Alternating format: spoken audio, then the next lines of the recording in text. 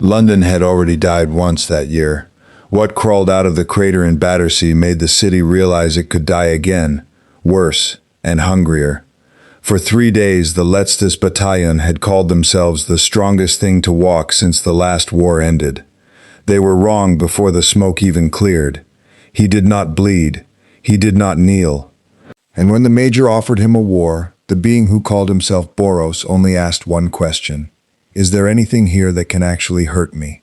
Somewhere in a cathedral of a house on the Thames, a monster far older than Millennium's science felt something new enter his city.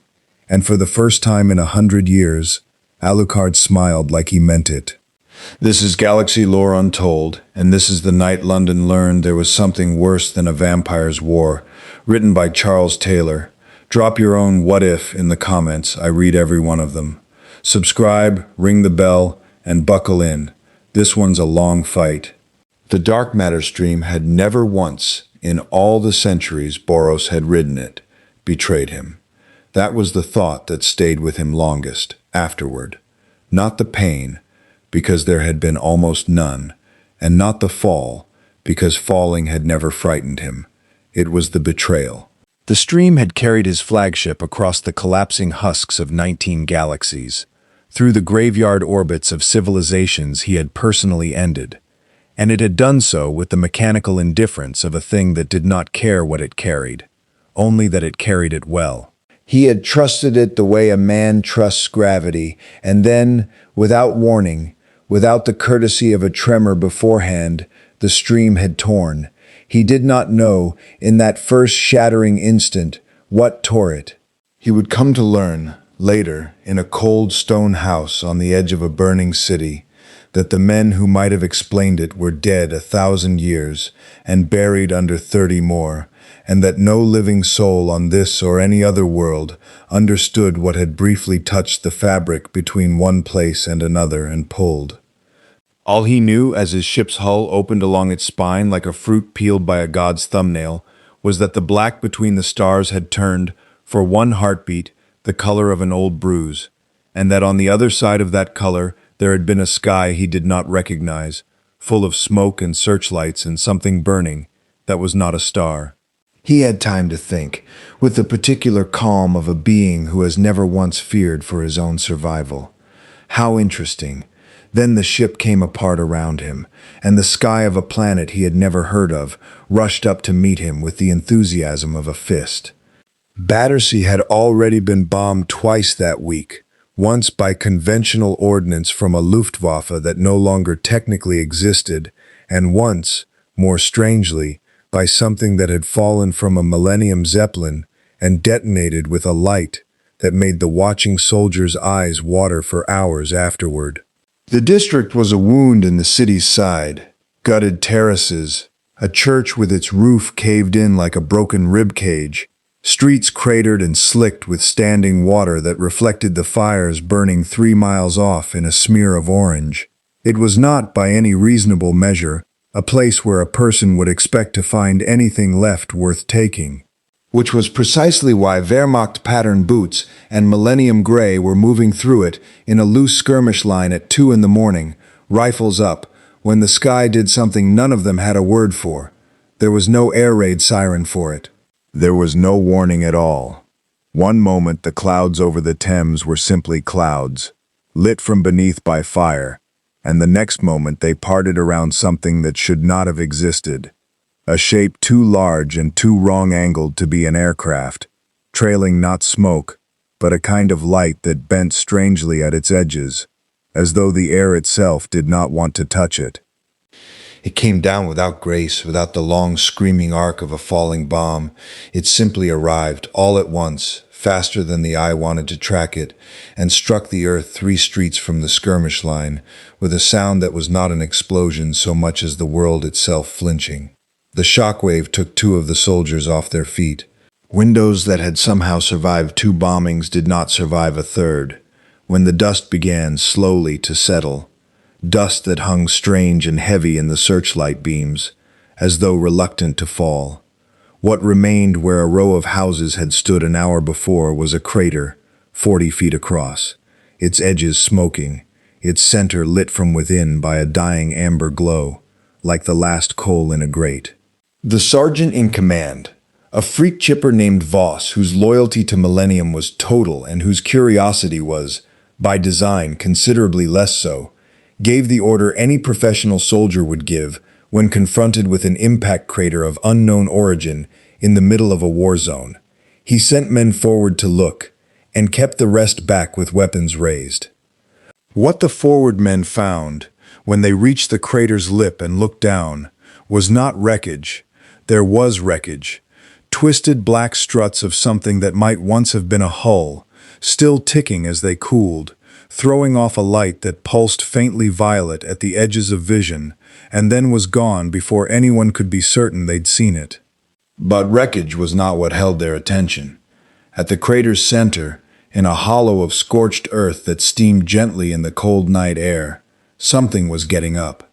It rose the way a man rises from a chair he has sat in too long, unhurried, faintly stiff, with none of the urgency a creature ought to show, having just fallen an unknowable distance out of a sky that had opened for it alone.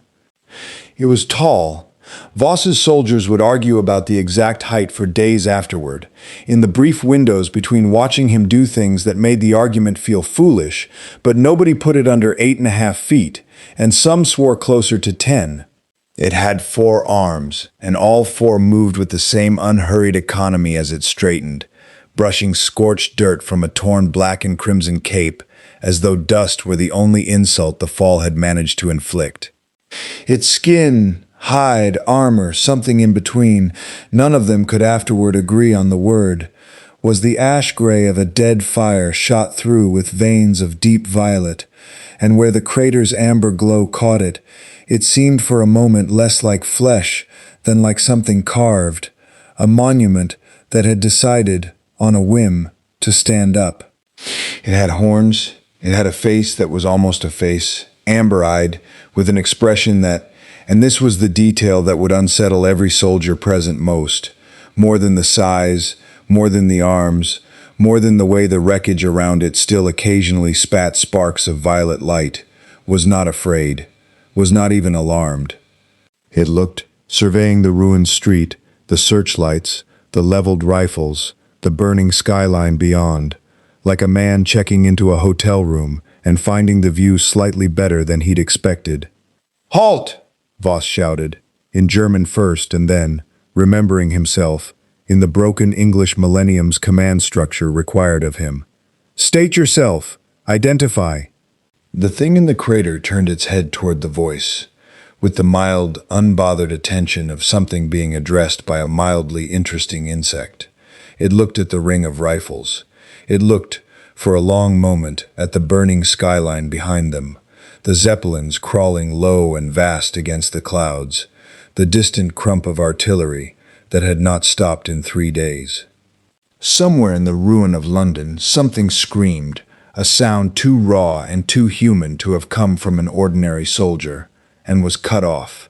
Its face, and this was the part Voss would report first, when he made it back to the command tent, gabbling and pale.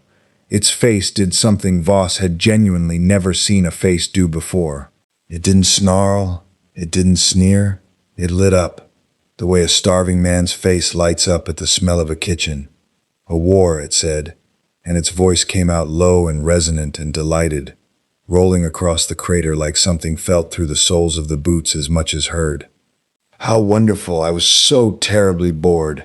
Then it looked directly at the rifles pointed at it, all 30 of them, and it smiled, wide, patient, genuinely pleased, and said, in the tone of a man inviting friends to test a new recipe, "Well, go on then."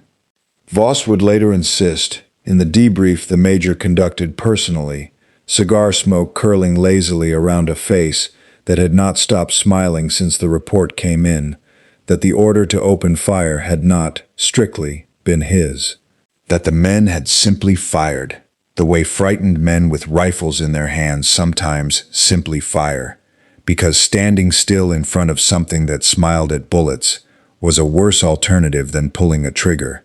Whatever the truth of the order's origin, 30 rifles discharged into the crater within the same half-second, A wall of noise and muzzle flash that lit the ruined street stark white and threw huge stuttering shadows up the broken house fronts. The rounds struck something. Every soldier present would swear to that. Struck something solid, close enough to see sparks fly, close enough to hear the flat, wet impact sound of metal meeting flesh, rather than the whine of a ricochet off stone. And every soldier present would swear, with equal certainty, that the thing standing in the crater did not so much as rock backward on its heels. It stood there, four arms loose at its sides, cape stirring faintly in the smoke, while 30 rounds of Millennium-grade ordnance struck it and did, as far as any watching eye could determine, absolutely nothing at all. No blood, no stagger. Not even, Voss would insist later, the faint concussive flinch a man's body gives when struck even through armor. It simply stood, patient, while the gunfire chewed through its clip and stuttered out into silence, the echoes rolling away down the shattered street. Into that silence, the thing in the crater made a small, thoughtful sound, not quite a sigh, not quite a laugh, and looked down at itself, at the unmarked gray-violet hide where 30 rifle rounds had, by any law either physics or Millennium science could name, needed to leave a mark. No, it said, almost gently, almost to itself, and there was something in the single syllable that made 3 of Voss's soldiers take an involuntary step backward. No, that won't do at all. It looked up, and for the first time its amber eyes found Voss directly, picking him out of the line without hesitation, the way a man picks out the one waiter in a crowded restaurant he actually wants to speak to. "Tell me," it said, conversationally, as though they had not just tried to kill it, as though the rifles in its soldiers' hands were a mildly interesting prop, rather than a genuine threat that had simply, comprehensively failed. "Is this the very best your world has to offer? Because if it is," and here the amusement in its voice deepened into something with an edge underneath it, something that made the hair on the back of Voss's neck rise before his conscious mind understood why, "then I have traveled a very long way for a very great disappointment." Nobody answered him. Nobody in that moment could. It was the major who broke the silence, not in person, not yet, but through the crackle of a field radio one of the officers carried, the major's voice arriving tinny and delighted through the static, because of course someone had already run for a transmitter, the instant the first report of an impossible crash came through. And of course the major, wherever he was in his command tent stuffed with maps and cigar smoke and the particular joy he took in interesting problems, had been listening. "Oh!" the voice crackled, warm as an oven door opening. "Oh, this is marvelous. Do not shoot it again, Sergeant. You're only embarrassing us. Bring it to me." Or, a pause, an audible delight, the sound of a man leaning forward in his chair. Better still, "Ask it to come. I have the distinct feeling it will be more interested in a conversation than in obedience, and I would so very much hate to insult a guest." Voss lowered his weapon, slowly, the metal suddenly heavy and useless in his hands. In the crater, the thing, Boros, though none of them yet had the word, would not have it until he offered it himself, with the faint theatrical flourish of someone who had given his name to a great many dying worlds and never once tired of the ceremony, tilted its head at the radio's voice, listening, and its smile widened by another fraction. "A conversation," it repeated, testing the word the way a man tests a wine he's not yet decided whether he likes. "How refreshing. Most things I meet only wish to fight me immediately, or flee. Very well." It stepped up out of the crater, one long stride, unhurried, the broken earth cracking further under a weight that seemed, somehow, both immense and entirely without effort, and looked past the ring of soldiers toward the burning skyline, toward the zeppelins crawling like vast gray whales through smoke-lit cloud, toward a city that was, he was beginning to understand with something close to genuine joy, already at war with itself before he had ever arrived to make it worse.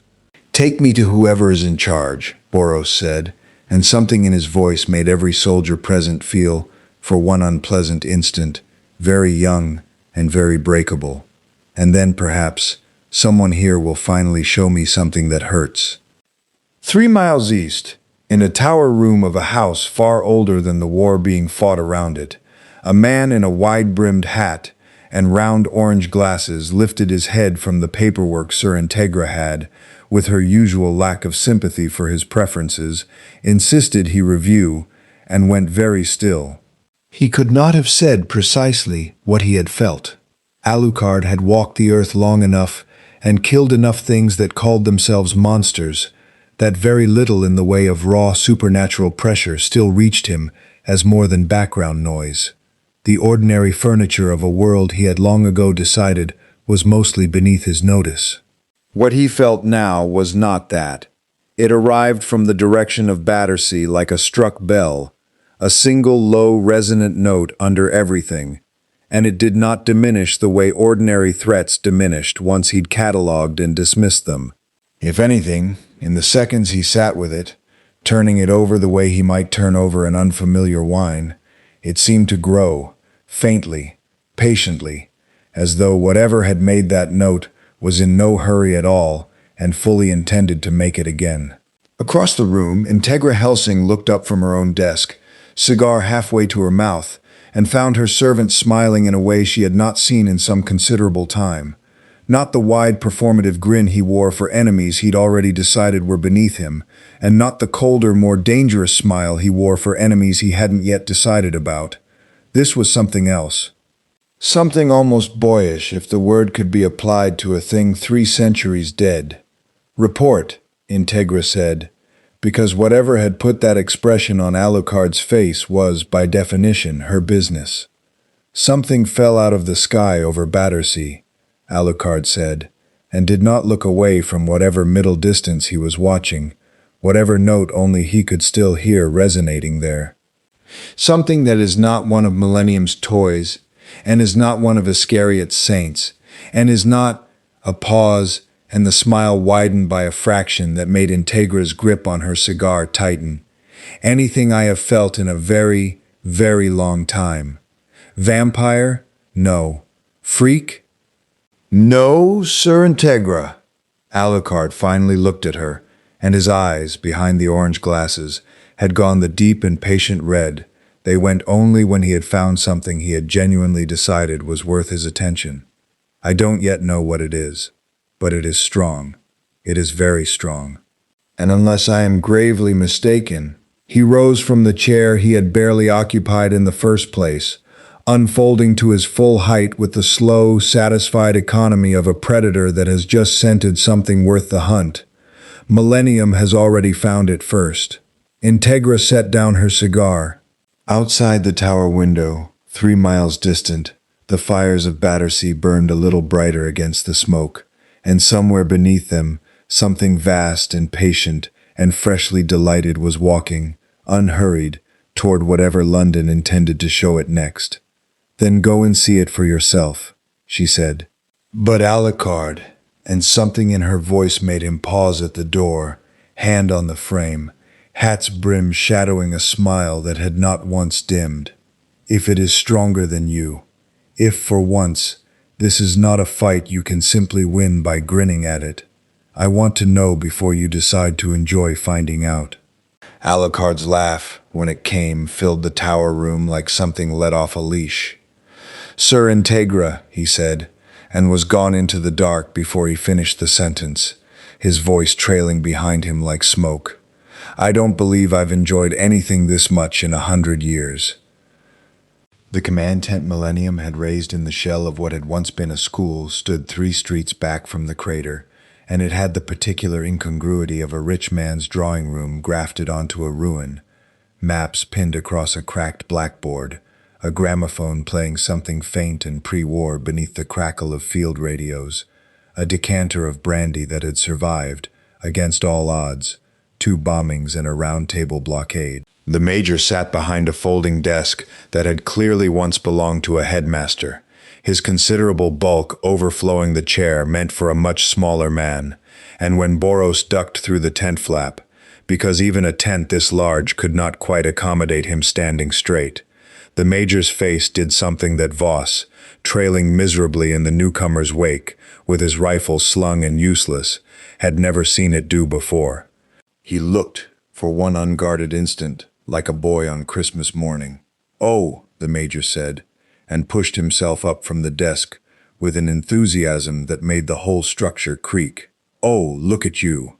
Look at you!" He came around the desk at a pace just short of undignified, hands spread as though greeting an old friend, rather than a thing that had, 40 minutes earlier, shrugged off 30 rifle rounds without blinking. "Do forgive my men their manners. Soldiers are terribly literal creatures. They see a thing they don't understand, and their first instinct is always to shoot it. It's practically Pavlovian at this point. But I do hope the reception hasn't soured your opinion of us." Boros considered him. He had, in his long and largely unsatisfying career of conquest, met a great many varieties of creature that postured as leaders, warlords who screamed, emperors who postured, gods who simpered, and he found, cataloging this small round man, with his medals and his cigar and his frankly delighted grin, that he could not immediately place him in any familiar category. There was no fear in the man at all. That alone was unusual enough to be interesting.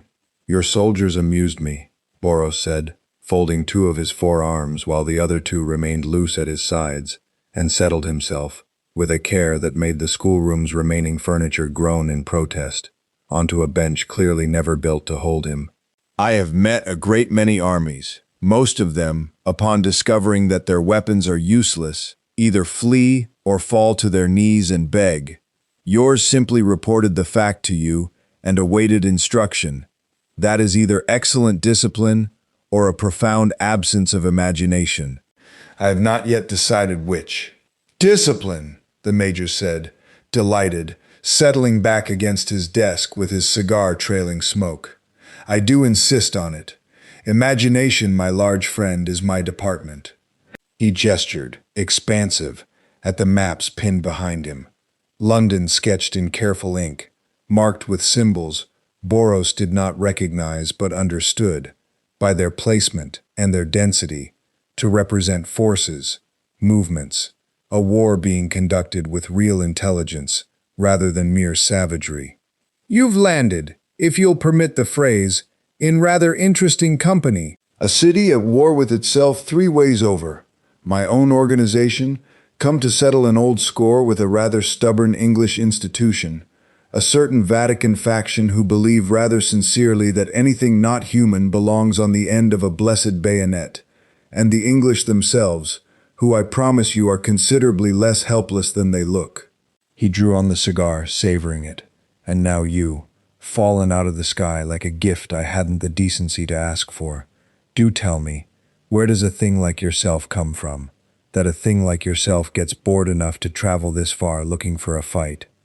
It was, Boros would reflect later, the first genuinely correct question anyone on this miserable, fascinating, war-torn little planet had thought to ask him.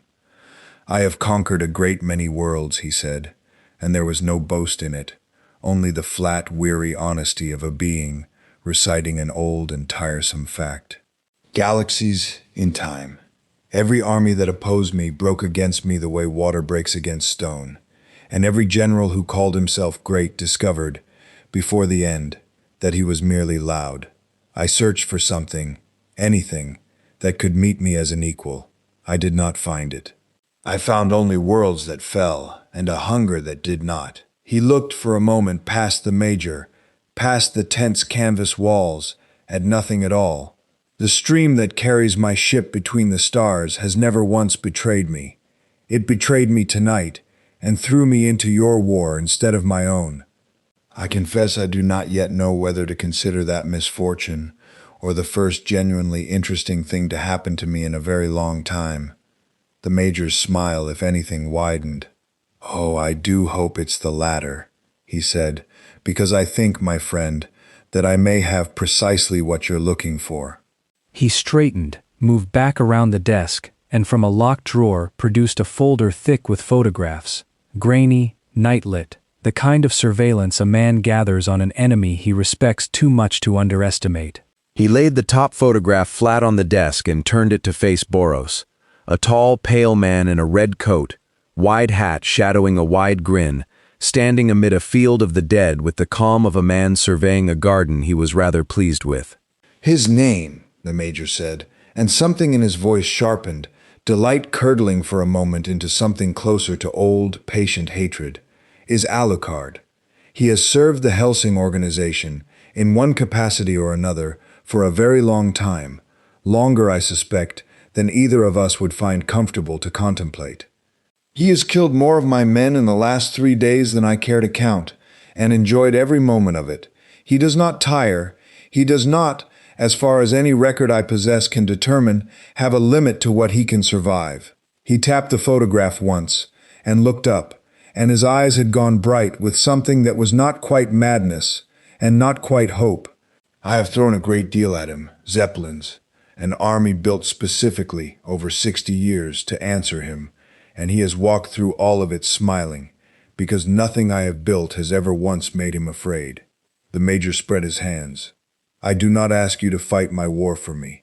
I am not so crude as that. I only ask, does that sound, to a being who has broken every world he's met, like something worth your attention?"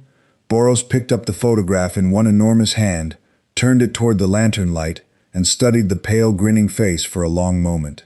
Something in his own chest, an old, cold, familiar hunger, the same hunger that had carried him across 19 conquered galaxies looking for exactly this, and finding only echoes of it, stirred, slowly, like a beast lifting its head at a scent finally worth the trouble of waking for.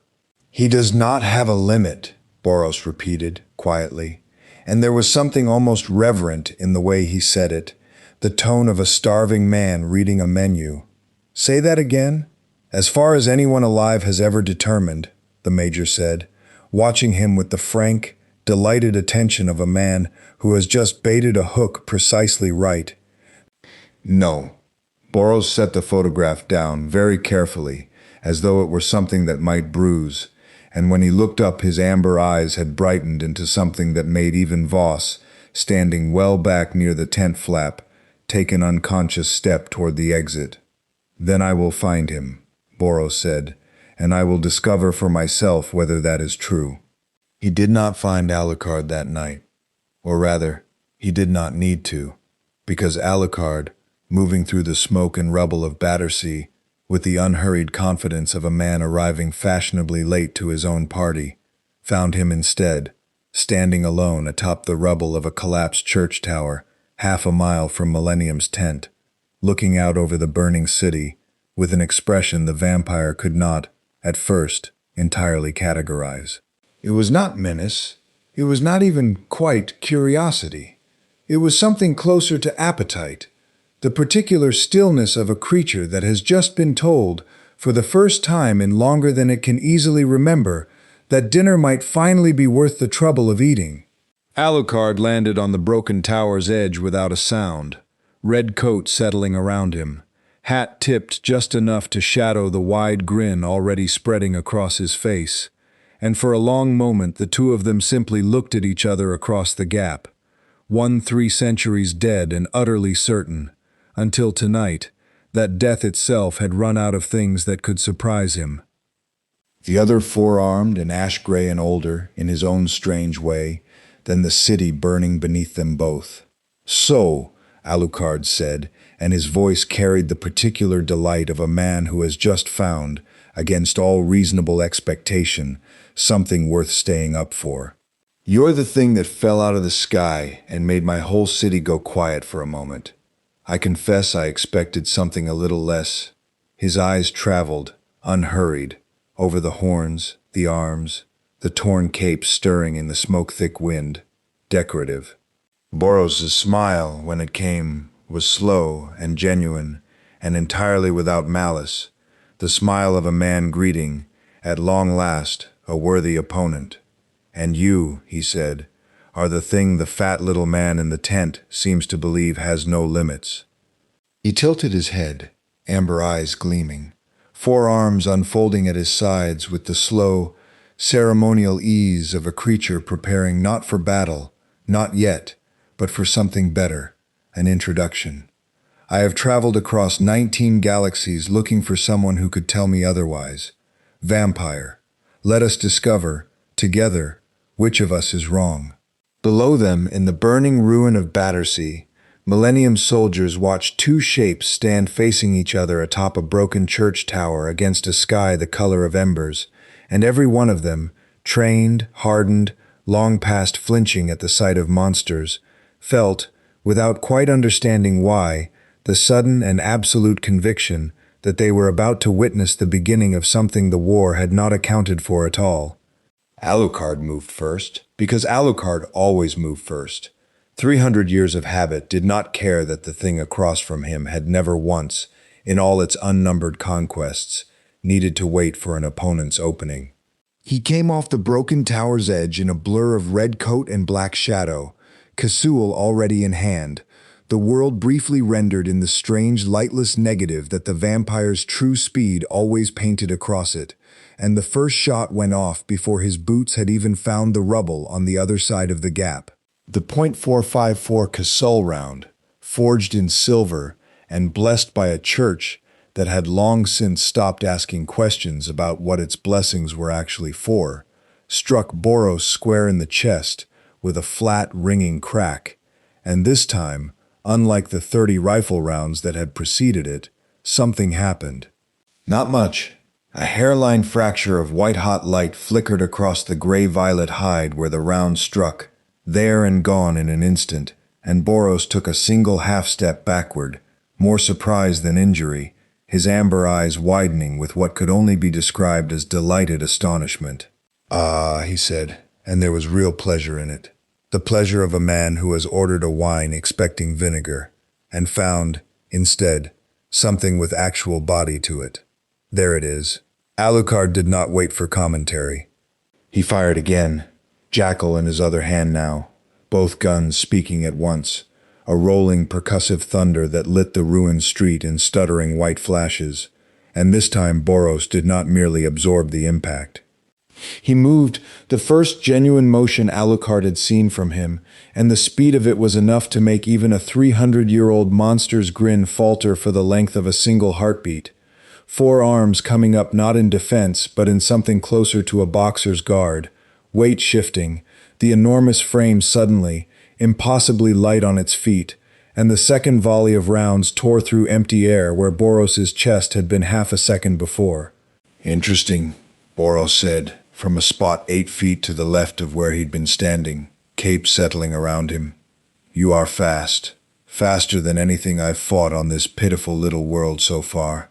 But fast is not the same as strong, little king, and I have eaten fast things before." He came at Alucard the way a landslide comes at a village, not with subtlety, not with the vampire's own preference for shadow and misdirection, but with a raw, overwhelming directness that made the first blow, when it landed, feel less like being struck and more like being hit by the collapsing wall of a cathedral. Alucard had time to bring an arm up, more reflex than defense, and the impact still took him off his feet, and through the broken remains of a terraced house, brick and timber exploding outward in a cloud of dust and splinters that hung, for a long moment, orange lit by the fires burning 3 streets over. For a moment there was silence. Boros stood in the street, forearms loose, head tilted, waiting with the patient, faintly hopeful expression of a man who has just placed a very large wager and is watching, with real interest, to see if it pays off.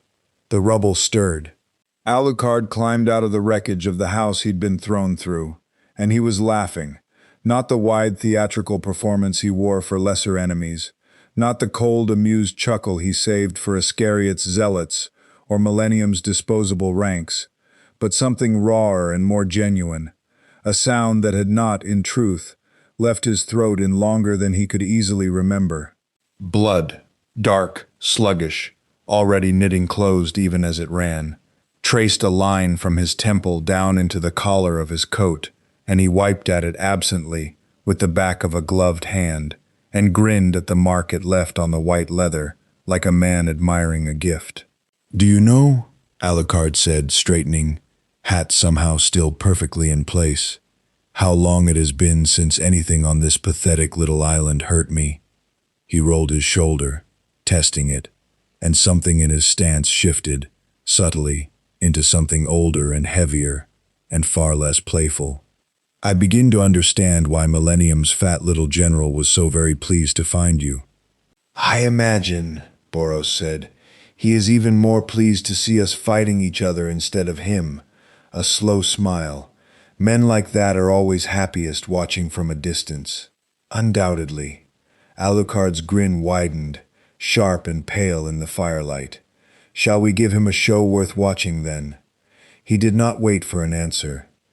This time when he moved, the strange lightless blur that had carried him across the gap between the tower and the street was gone, replaced by something Boros had not yet seen, a stuttering, multiplying darkness that peeled away from Alucard's body like smoke off a dying fire, resolving as it spread into shapes, hounds, vast and black and many-eyed, spilling out of the shadows at his feet and boiling toward Boros across the ruined street in a tide that swallowed the firelight whole. Boros's eyebrows rose, the first expression, in this entire encounter, that carried something close to genuine respect. Now that, he said, is more like it. He did not run. He did not, as far as Alucard's watching, half-buried eye could determine, even brace himself. He simply raised both his upper arms, unhurried, and where his palms opened, dark violet light gathered. Not the chaotic bleeding shadow of Alucard's familiars, but something colder, denser, folding in on itself like a held breath. And when the first wave of black hounds reached him, the light in his palms pulsed, once, and a dozen of them simply ceased, unmade in a silence that swallowed even their dying snarls. Meteoric burst, Boros said, almost conversationally, as more hounds broke around him like water around a stone, and were, one by one, unmade with the same terrible economy, in miniature.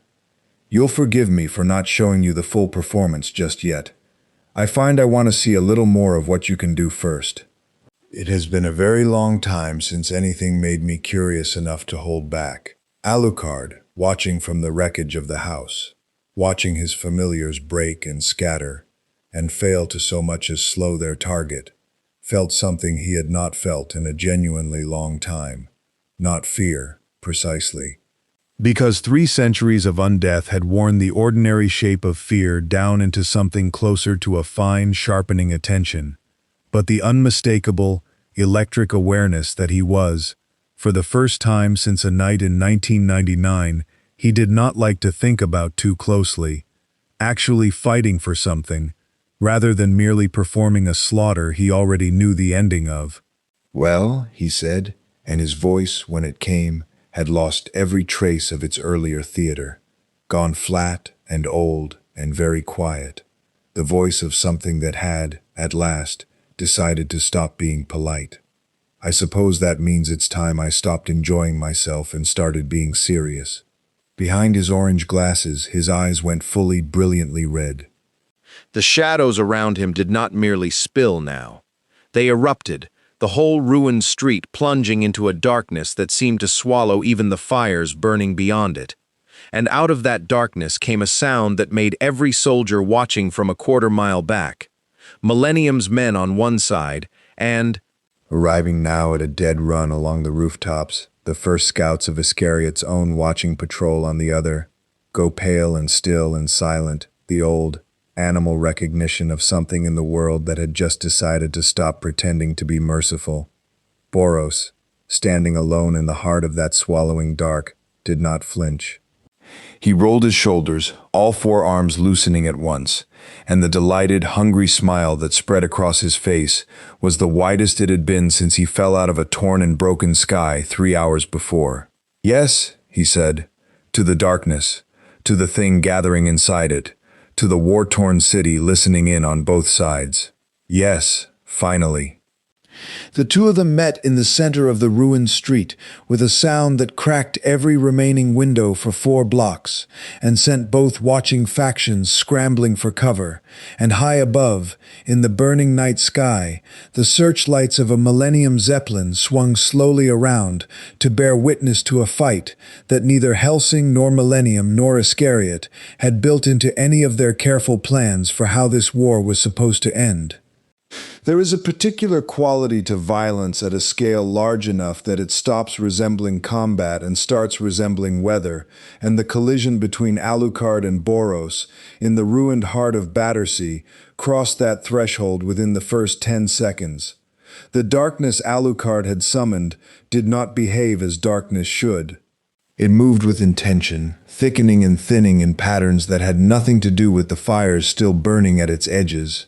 And from within it came sounds, not merely the low guttural chorus of the hounds, though they were there too, boiling and reforming with each fresh casualty Boros dealt them, but something deeper, a kind of pressure that made the watching soldiers' ears ache and their teeth itch, the sound of something ancient flexing muscles it had not fully used in a very long time.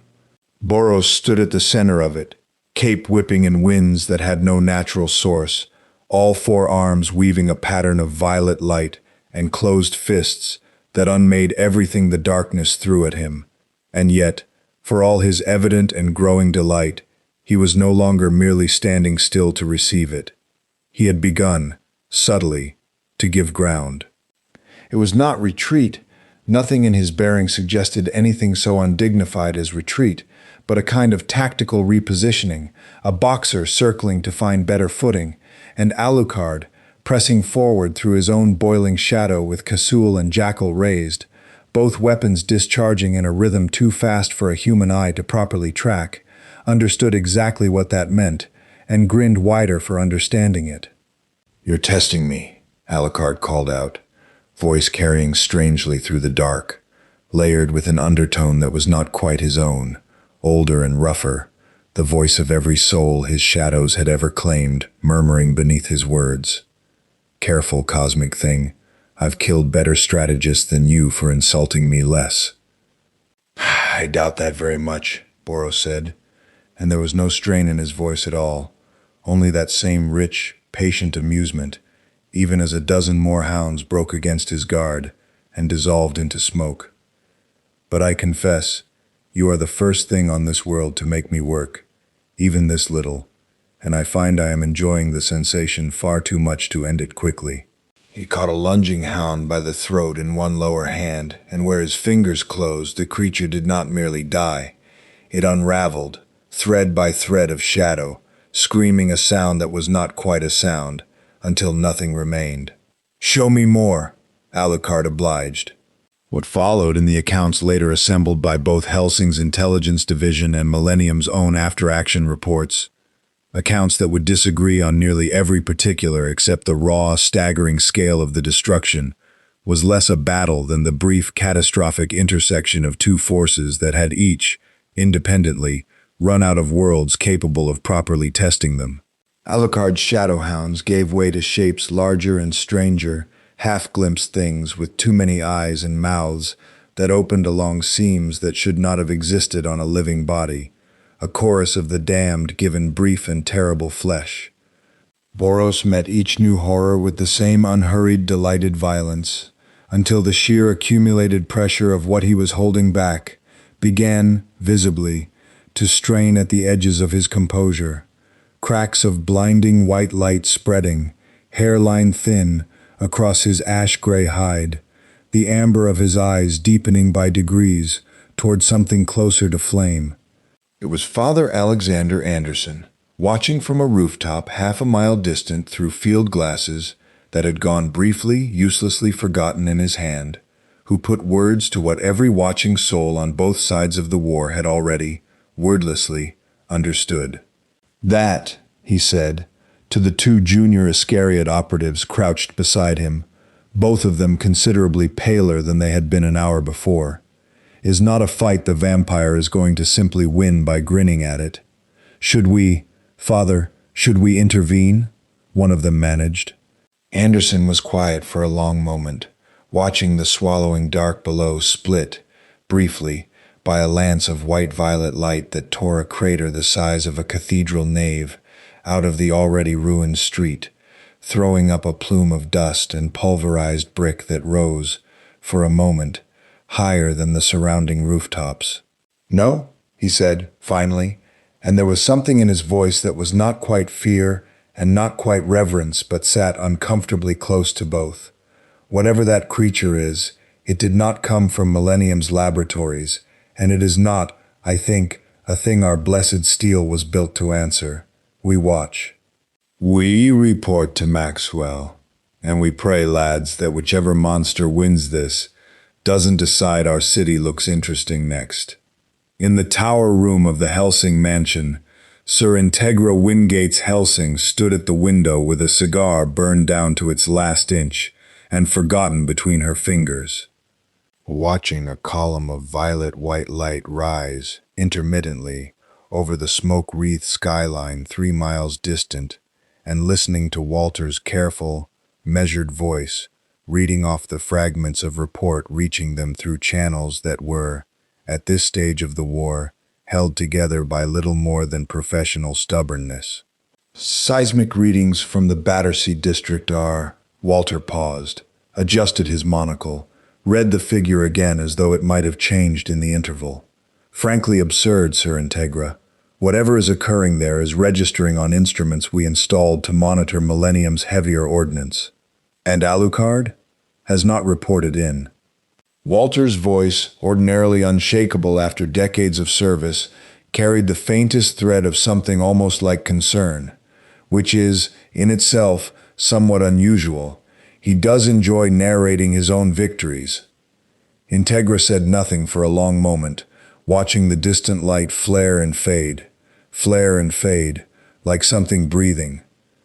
She had built, over the course of her life, a considerable and hard-won confidence in her servants' ability to survive, not merely to survive, but to dominate, comprehensively and without real doubt, anything the war had yet thrown at him.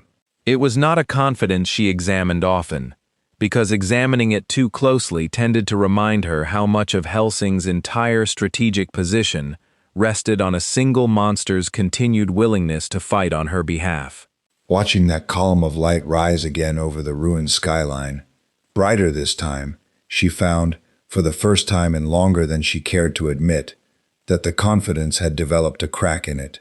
"Walter," she said finally, stubbing out the last of her cigar with more force than the act strictly required. "Ready the wild geese. And get me a line to whatever remains of our people watching Battersea directly. I want eyes on this. Not reports, not seismic readings. Eyes. And if it becomes necessary to intervene." Integra's jaw tightened, her gaze still fixed on that distant flaring light. "Then God help us," she said, "because I don't yet know what could possibly help Alucard." Back in the crater of ruined street that had, within the space of an hour, become the epicenter of the single most destructive engagement London's long war had yet produced, Boros drove both lower fists into the ground in a motion too fast for Alucard's shadow guard to fully intercept, and the resulting shockwave threw the vampire backward through 3 collapsing house fronts in a single unbroken arc, finally coming to rest, half buried, against the shattered remains of what had once been a corner pub. For a long moment he did not move. Boros straightened from the follow-through, breathing, an affectation perhaps, more than a necessity, but a genuine one nonetheless, his massive chest rising and falling with real exertion for what felt, to him, like the first time in years, and looked across the ruin with an expression that had shifted, subtly, from delight into something quieter and more contemplative. "Come now," he said, into the settling dust, his voice carrying easily across the wreckage. "Surely that isn't all. The fat man's photographs promised me a creature with no limit. I would be very disappointed to learn, this early, that he was lying to me." The rubble stirred. Alucard rose out of the wreckage of the pub with his coat in tatters, half his face a raw and rapidly closing wound, One eye burned briefly white before the red flooded back into it, and he was laughing again, that same low, genuine, unguarded sound, blood running freely from a dozen wounds that were already, visibly, knitting themselves shut even as he watched. "No," he said, straightening, cracking his neck with an audible, unpleasant sound. "That is very much not all. I merely wanted to see how hard you'd hit me before I stopped being polite about it." His grin widened, sharp and delighted, the wounds across his face closing entirely as he spoke, as though the injury itself had been an appetizer rather than a genuine cost. "It has been 300 years since anything managed to hurt me twice. Do you have any idea?" And his voice dropped, low and hungry, the voice of something ancient finally gloriously awake. "How long I have waited for someone to earn what comes next." Above them both, unnoticed by either combatant in the depths of their mutual escalating joy, a Millennium reconnaissance zeppelin held position at the edge of the battle's glow, its searchlight fixed unwavering on the crater below, while in its gondola the Major watched through field glasses, with a cigar burning, forgotten down to ash between his fingers, and murmured, to no one in particular, in a voice thick with something that was not quite fear and not quite joy, but sat, uncomfortably, somewhere very close to both. "Doctor, I believe we may need to revise our estimates rather substantially." The doctor's laboratory, such as it was, occupied the converted crypt beneath a church Millennium had claimed in the war's opening days, a low, vaulted space that still smelled faintly of old incense beneath the sharper reek of formaldehyde and machine oil, its stone walls hung with monitors and cabling that ran, in thick black bundles, up through holes drilled crudely into what had once been consecrated ceiling. He was a gaunt man, precise in his movements in a way that made the ordinary human clumsiness of everyone around him seem faintly offensive to him, and when the Major's voice crackled through the field radio at his elbow, "Revise our estimates rather substantially," he did not look up from the readouts scrolling in front of him, because the readouts had already, some 90 seconds earlier, told him considerably more than the Major's voice was likely to. "I am aware," he said, to the radio. In the flat clinical register he reserved for observations he found genuinely, professionally fascinating. The seismic and thermal signatures from Battersea have exceeded every baseline we established for Alucard's known output by a factor approaching 4. If the readings are accurate, and I have no present reason to doubt them, our guest's upper limit is not merely unknown, it may not in any meaningful sense exist. There was a pause on the line, and when the Major spoke again, some of the earlier delight had cooled into something more calculating, more useful. "Doctor, I want a full workup the moment he's willing to sit still for one. Blood, if he bleeds. Tissue, if he'll permit it. I want to understand what we're looking at before I decide what to do with it. And if he declines to be studied." "Then, Doctor," the Major said, and there was real warmth back in his voice now, the warmth of a man already 3 moves ahead in a game only he could see the whole board of, "we shall have to be very, very persuasive." The fight in Battersea did not end so much as it paused. A mutual wordless recognition arrived at somewhere in the second hour that neither combatant was going to produce a decisive result before the surrounding city had been reduced to rubble entirely, and that both of them, in their own way, were enjoying the process too much to want it to end in something as crude as a draw by exhaustion. It was Boros who called the halt, in the end, raising all 4 hands in a gesture that was unmistakably a request for pause rather than a surrender, and Alucard, bleeding from a dozen wounds already closing, coat in ruins, hat somehow still perched at its usual rakish angle, lowered his weapons with a slowness that suggested he, too, had begun to recognize the shape of the thing he was fighting. "You fight," Boros said, chest heaving with genuine, satisfied exertion, like something that has been waiting 300 years for someone worth the effort of trying. He straightened, cracks of fading white light still tracing faint lines across his hide, where the worst of the exchanges had landed. I confess I did not expect to find that here, of all the wretched little corners of this galaxy I might have fallen into. And you, Alucard said, grinning, wiping blood from his mouth with the back of a torn glove, fight like something that has spent so long winning easily, it forgot what losing might feel like. I rather look forward to reminding you. He tilted his head, considering the wreckage around them. 3 full streets reduced to rubble, fires burning in a dozen places, the distant wail of what remained of London's civil defense sirens finally, belatedly, catching up to a disaster 3 hours old. Though I confess, cosmic thing, I am curious. The fat little general in his tent, he showed you a photograph of me and told you a story, didn't he? Told you I had no limit, dangled me in front of you like meat in front of a starving dog. Boros's amber eyes narrowed, faintly, with something that might have been amusement, or might, just as easily, have been the first flicker of genuine offense. He did, and you came running. Alucard's grin widened, sharp and knowing. Tell me, does it trouble you at all, being led on a leash by a fat man in a tent who has never once, in his whole miserable little war, held a weapon himself? Because I have watched him do this before. He collects monsters the way other men collect medals, and he spends them exactly as carelessly. For a long moment Boros said nothing, and something in his expression shifted. Not anger, not yet, but a kind of cold, considering stillness, the look of a being recalculating a position it had, until that moment, been entirely comfortable in. I have conquered a great many worlds, he said, finally, quietly, and in every one of them there were small men in tents who believed they were the ones directing the war. I permitted it when it amused me. I stopped permitting it, and something in his voice sharpened into a warning that made even Alucard's grin flicker, briefly, into something more careful, the moment it stops.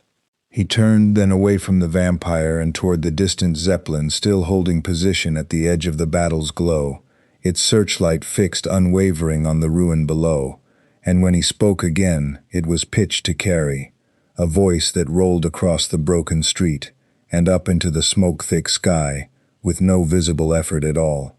Major, he said, I heard your doctor's proposal, over whatever device you used to speak to your subordinates. Blood, tissue, a workup, I believe was the word. His smile returned, but it had teeth in it now that had not been there in the schoolroom tent. I am not one of your soldiers, little man. I did not come to your world to be catalogued. I came because I was bored, and because, for one evening at least, this vampire has proven considerably more interesting than boredom. He spread all 4 arms, encompassing the ruined street, the burning skyline, the war itself, in one slow gesture. Continue to be useful to me, and I will continue to tolerate your hospitality. Attempt to study me, and you will discover, very quickly, exactly how patient I am not.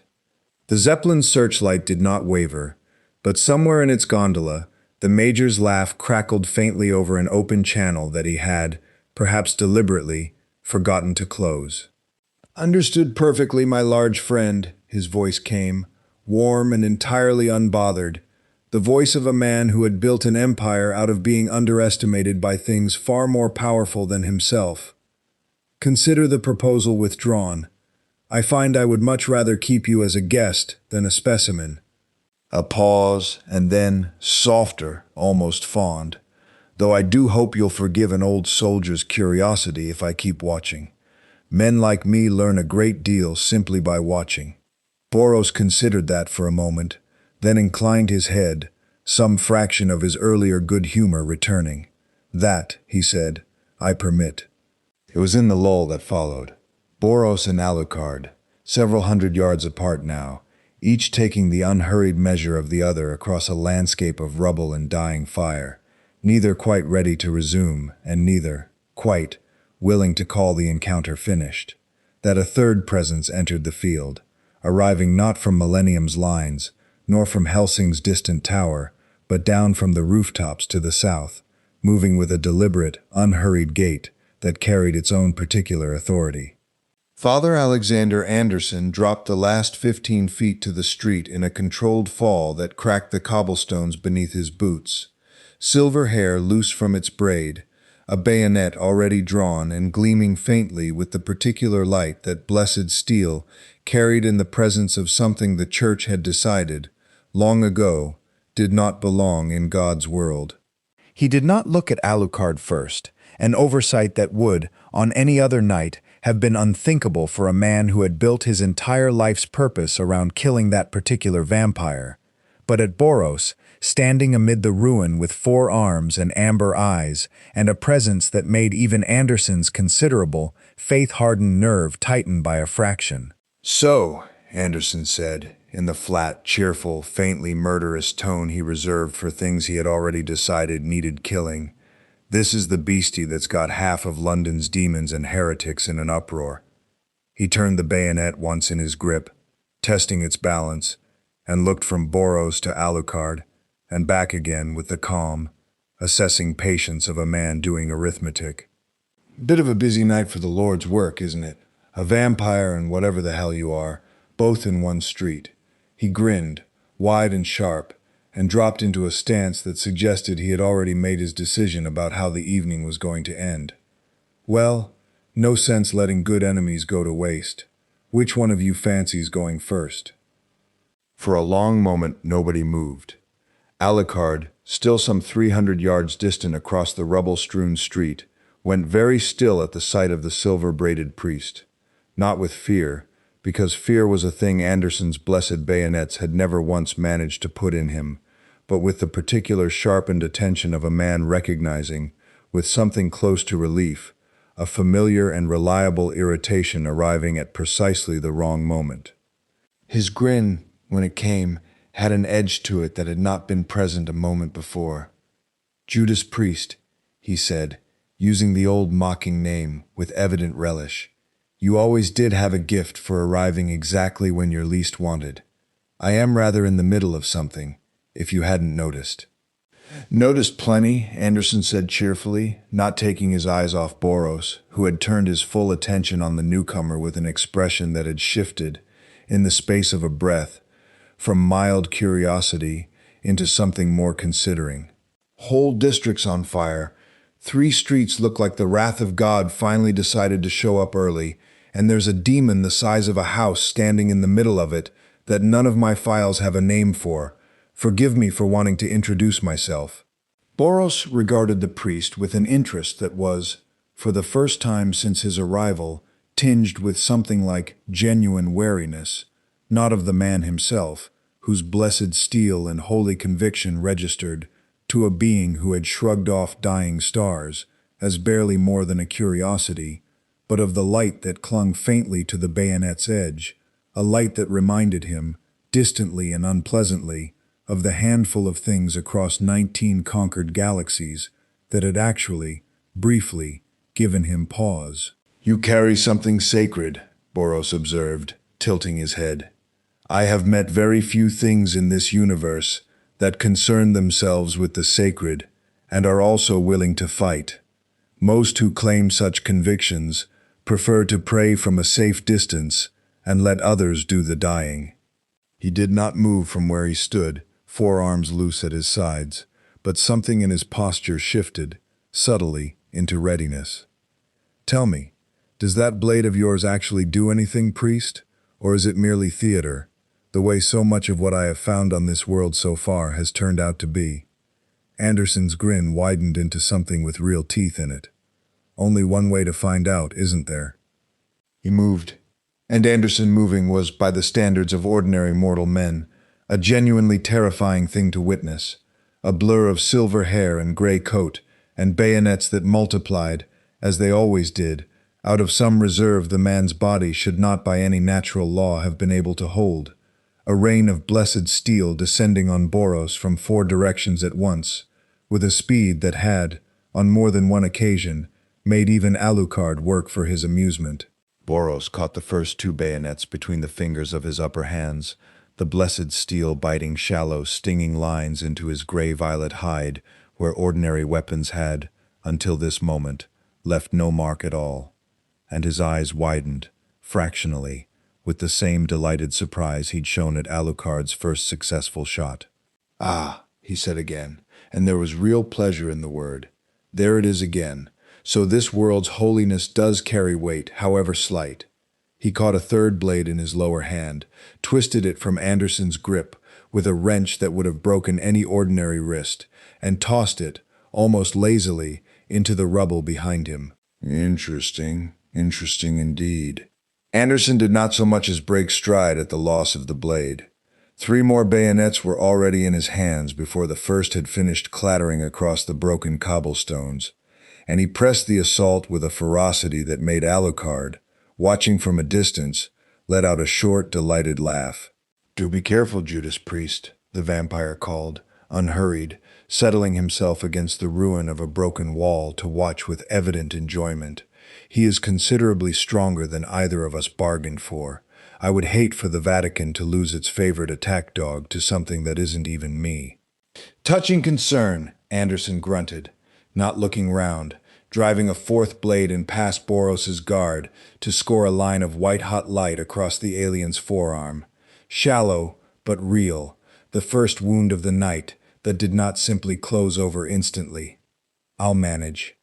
Boros, for his part, seemed less interested in ending the exchange quickly than in understanding it, turning aside blow after blow with a kind of clinical fascination, testing the exact weight and reach and speed of a mortal man who, by every reasonable measure of physics he had encountered on 19 other worlds, ought to have died in the first 3 seconds of the engagement, and had, instead, drawn actual blood from something that considered itself functionally unkillable. "You are not merely a man," Boros said, catching Anderson's next strike on a forearm and holding it there, testing the priest's strength against his own with an idle, curious pressure.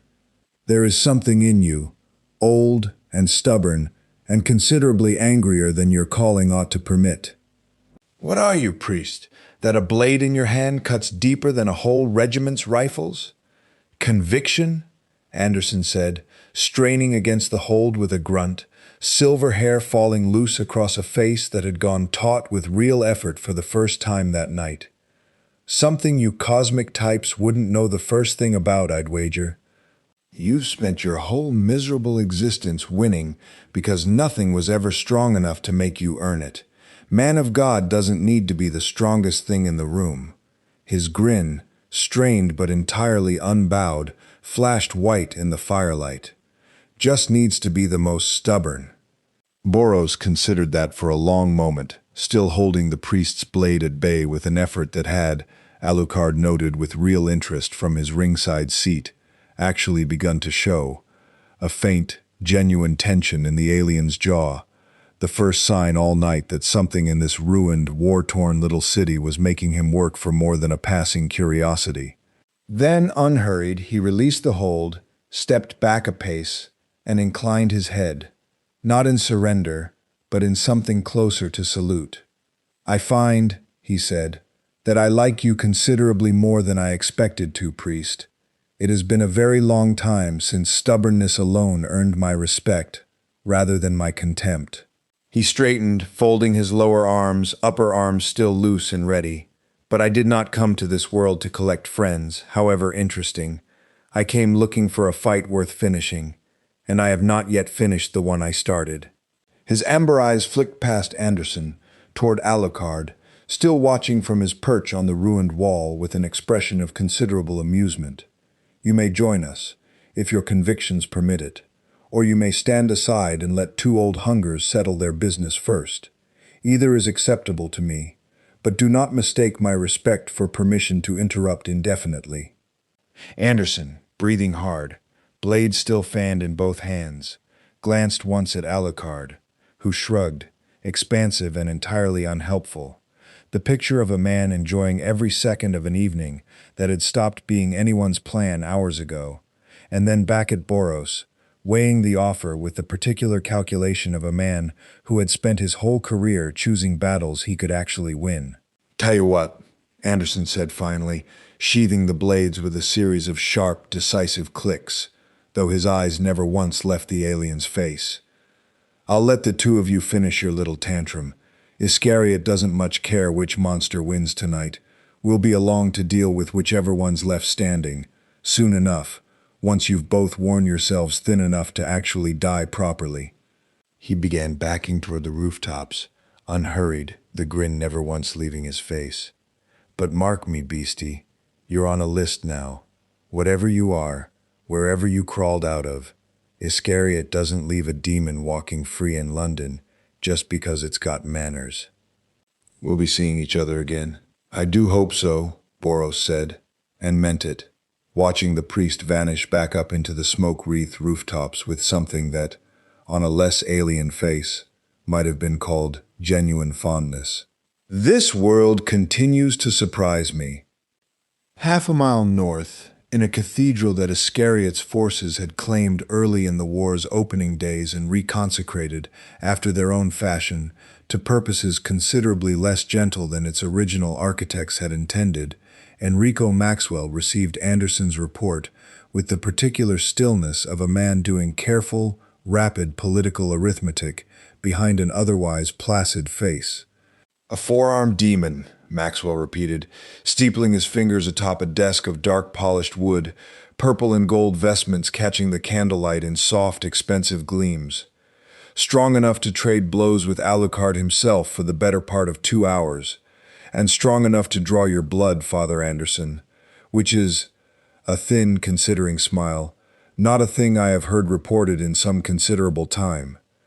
"Aye," Anderson said, still favoring the arm the alien's counterhold had strained, standing loose and unbothered in the manner of a man who had reported a great many stranger things to a great many stranger superiors over the years. "And it's not from Millennium's labs, and it's not one of Alucard's own tricks turned against us. It came out of the sky, Your Grace.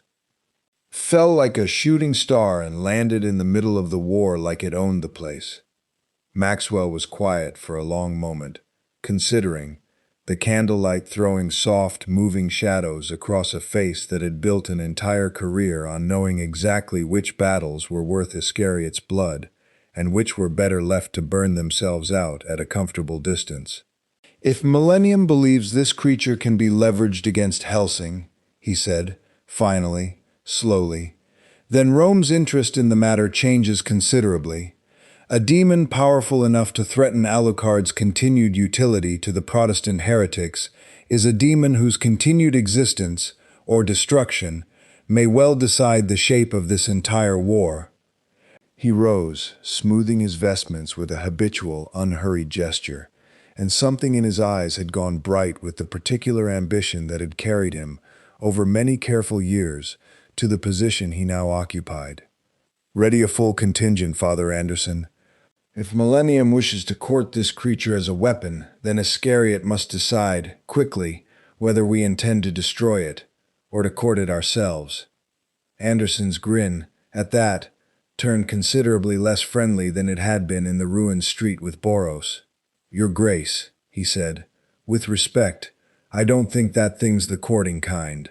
"Everything," Maxwell said, moving toward the cathedral's tall doors, his voice carrying the flat, absolute confidence of a man who had never once, in his own estimation, been proven wrong about anything that truly mattered, "is the courting kind, Father Anderson, if you offer it the right price. We shall simply have to discover what this one values." He paused at the threshold, looking back over one gold-trimmed shoulder, candlelight glinting in eyes that had gone cold and calculating. "Find out everything you can about where it fell, what it wants, and how Millennium intends to use it. Rome does not intend to watch this war's balance tip without a hand of our own on the scale." Dawn came gray and reluctant over Battersea, filtering through smoke that had not thinned in 3 days, and showed no particular inclination to start now. And in its pale, ash-streaked light, the true scale of the night's engagement became, for the first time, fully visible. Not merely 3 streets reduced to rubble, as the initial reports had suggested, but nearly a full square mile of the district flattened, cratered, and burning in a dozen scattered places, a wound in London's already ruined body, large enough that even the war-hardened soldiers picking through it in the morning light, found themselves, more than once, simply standing still and staring. Boros stood at the center of it, arms folded, surveying the destruction with the quiet satisfaction of an artist regarding a finished work. "This," he said, to no one in particular, "is the most enjoyable evening I have had in longer than I care to calculate." Alucard, seated on a shattered lintel a short distance away, coat mended, or rather, regenerated, the peculiar, unfathomable process by which his clothing repaired itself alongside his body, into something approximating its usual condition, allowed himself a low, satisfied laugh. "I confess," he said, "I am inclined to agree, though I suspect Sir Integra will have somewhat less charitable things to say about the state of Battersea." "Sir Integra," Boros repeated, testing the name. "The one who commands you." "The one I serve," Alucard corrected, with the particular precision of a man drawing a distinction that mattered to him more than he usually let show. "There is a difference, cosmic thing, though I don't expect a creature who has spent his existence conquering, rather than choosing to fully appreciate it." Boros considered that, his amber eyes thoughtful. "You could have taken this city for yourself, long before now. A creature of your strength, 3 centuries settled into this world. You could have ruled it outright, and I suspect very little on this pathetic little island could have stopped you." He tilted his head. "Why serve when you could simply take?" Alucard's grin, for once, did not have its usual sharp edges. Something quieter underneath it, older, a thing he did not often let show even to himself. "Because I tried ruling once," he said, finally, "long before this world had a name for what I've become. It did not end well for me, or for the people beneath me. Sir Integra offers something I find, to my own considerable surprise, that I have come to value more than a throne, a leash held by someone I have chosen to let hold it." He shrugged, the moment already folding itself back beneath his usual theatrical armor.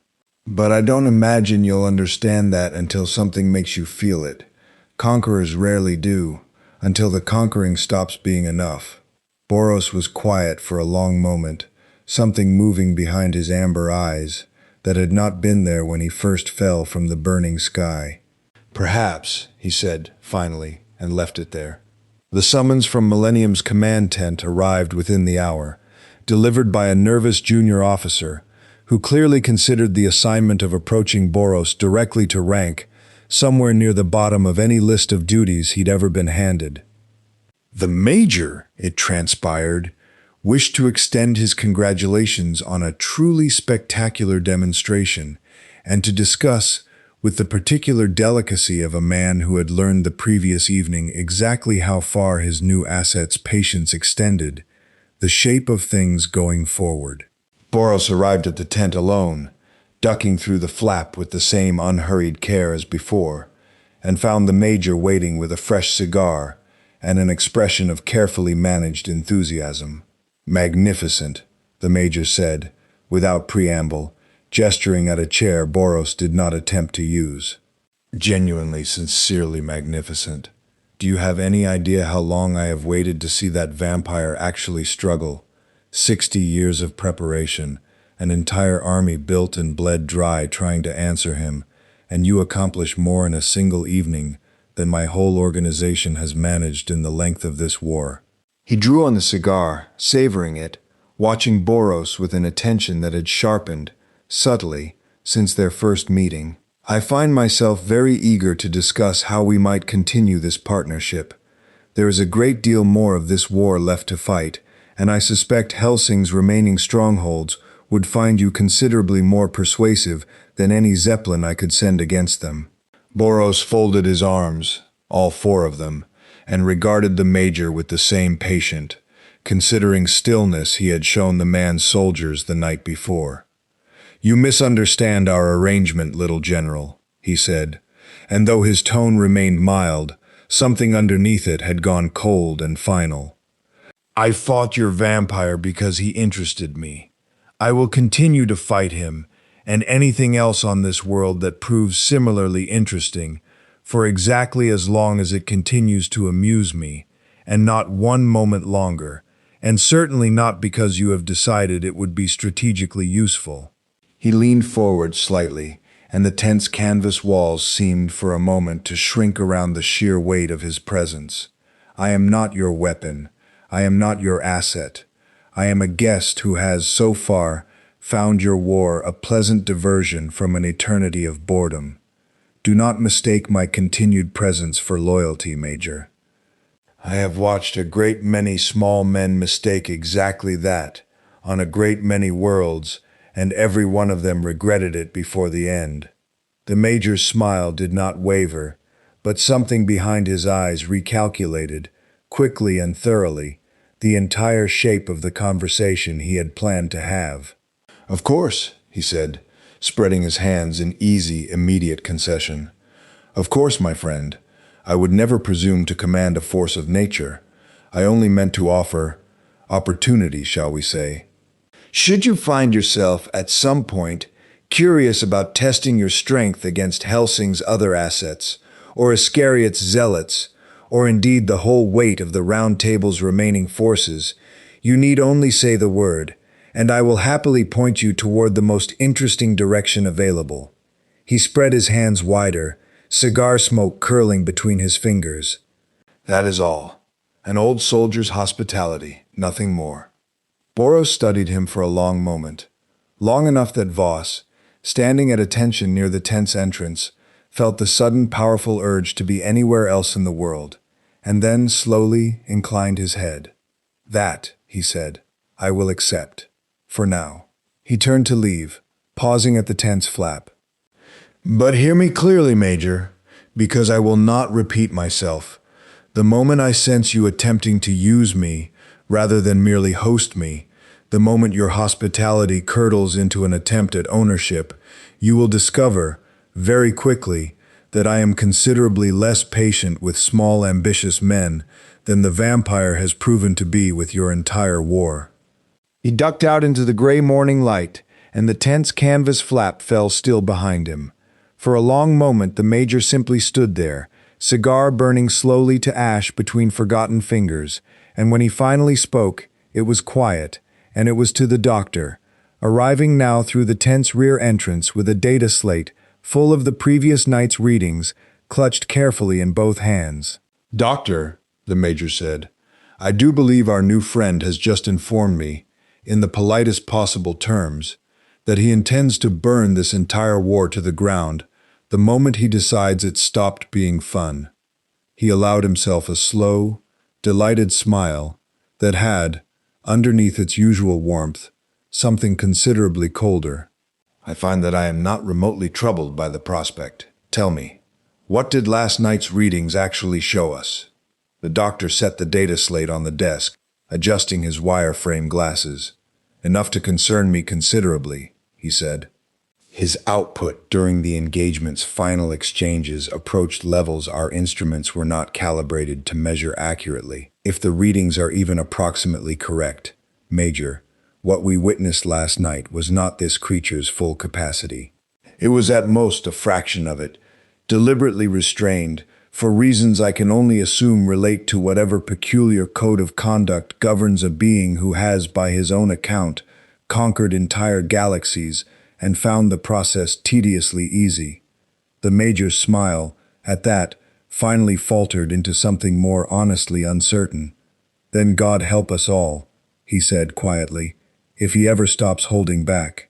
News of Battersea reached the Round Table within 36 hours, and it reached them in the worst possible way, not as a considered briefing delivered by Sir Integra on her own terms, but as a fragmented, half-hysterical cascade of civilian reports, damage assessments, and increasingly panicked queries from a press office that had, until now, managed to keep the true scale of the war's devastation largely out of the public eye.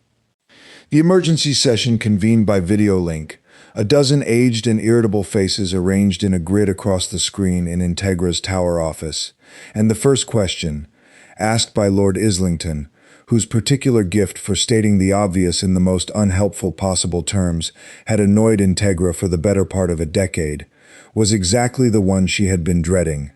"Sir Integra," he said, peering at her through wire spectacles with an expression of profound and performative distress. Perhaps you would care to explain to this council why an entire square mile of London was reduced to rubble 2 nights ago in an engagement your own reports describe, and I quote, as Alucard, engaging an unidentified hostile of unknown origin and apparently considerable power. An unidentified hostile, Sir Integra.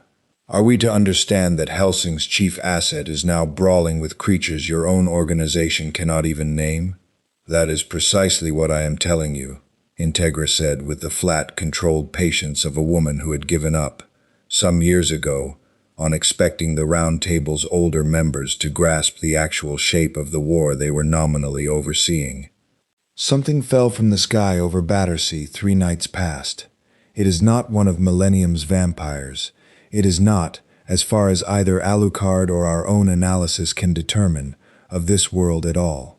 It fought Alucard for approximately 2 hours to what both parties, as best I can determine, regarded as a mutually satisfying standstill, and it has since been observed in the company of Millennium's command structure, apparently accepting their hospitality while making abundantly clear it considers itself beholden to no one.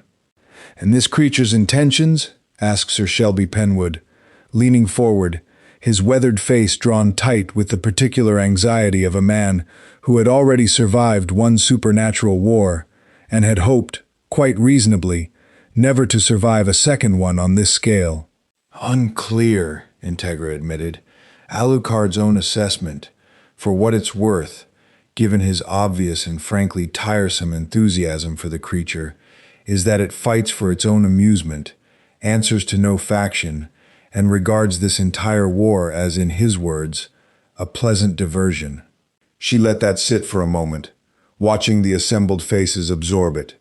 In short, gentlemen, we are now dealing with a fourth power in this conflict, one with no discernible loyalty, apparently limitless strength, and an appetite for destruction that makes Millennium's remaining forces look almost restrained by comparison. The silence that followed lasted a long moment. Then it must be destroyed, said Islington, finally, with the particular brittle certainty of a man choosing the simplest available answer because the alternatives frightened him too much to consider properly. Whatever resources are required, full mobilization of Round Table assets, coordination with what remains of Iscariot if necessary, I don't care. A power capable of leveling a square mile of London and shrugging off a direct engagement with Alucard cannot be permitted to remain at large, regardless of its current disposition. With respect, Lord Islington, Integra said, and there was an edge in her voice now that made several of the assembled faces sit up straighter. I would very much like to know exactly which of our remaining assets you propose to send against a creature that fought my servant, the strongest weapon this organization possesses, to a standstill. Because I promise you, whatever you're imagining, it will not survive first contact. That silenced the room considerably more effectively than any argument could have. Then what? Penwood asked, quietly, into the resulting stillness. Do you propose, Sir Integra? Integra was quiet for a long moment, looking past the assembled faces on her screen toward the window, toward the distant smoke still rising, 3 days on, from a district that had been, until recently, merely one more casualty of a war she had thought, at least, she understood the shape of. I propose, she said finally, that we do the one thing this council has never once, in its long and storied history, been particularly good at doing. We watch, we learn, and we do not commit this organization's remaining resources to a fight we do not yet understand, against an enemy, or a potential ally, God help us, whose true limits neither Alucard nor Millennium, nor apparently the creature itself, has fully tested. She met each face on the screen in turn, one by one, with the flat, unyielding authority that had kept this council, however reluctantly, following her lead for a decade. Alucard will continue to observe, and to engage where he judges it worthwhile. Sarah's Victoria will be deployed to Battersea's perimeter, to gather what intelligence she can, without direct confrontation. And this council will resist for once the urge to solve a problem we don't understand by throwing bodies at it until it stops being a problem. She reached for a fresh cigar, the small, deliberate gesture of a woman closing a discussion she had no further patience for. Any objections may be raised in writing. This session is concluded. Sarah's Victoria received her orders from Walter that same evening, standing in the mansion's lower armory, while he checked the Harkonnen's massive housing with the same meticulous care he brought to every piece of equipment under his purview. "Reconnaissance only," Walter said, not looking up from his work. "You are not, under any circumstances, to engage this creature directly.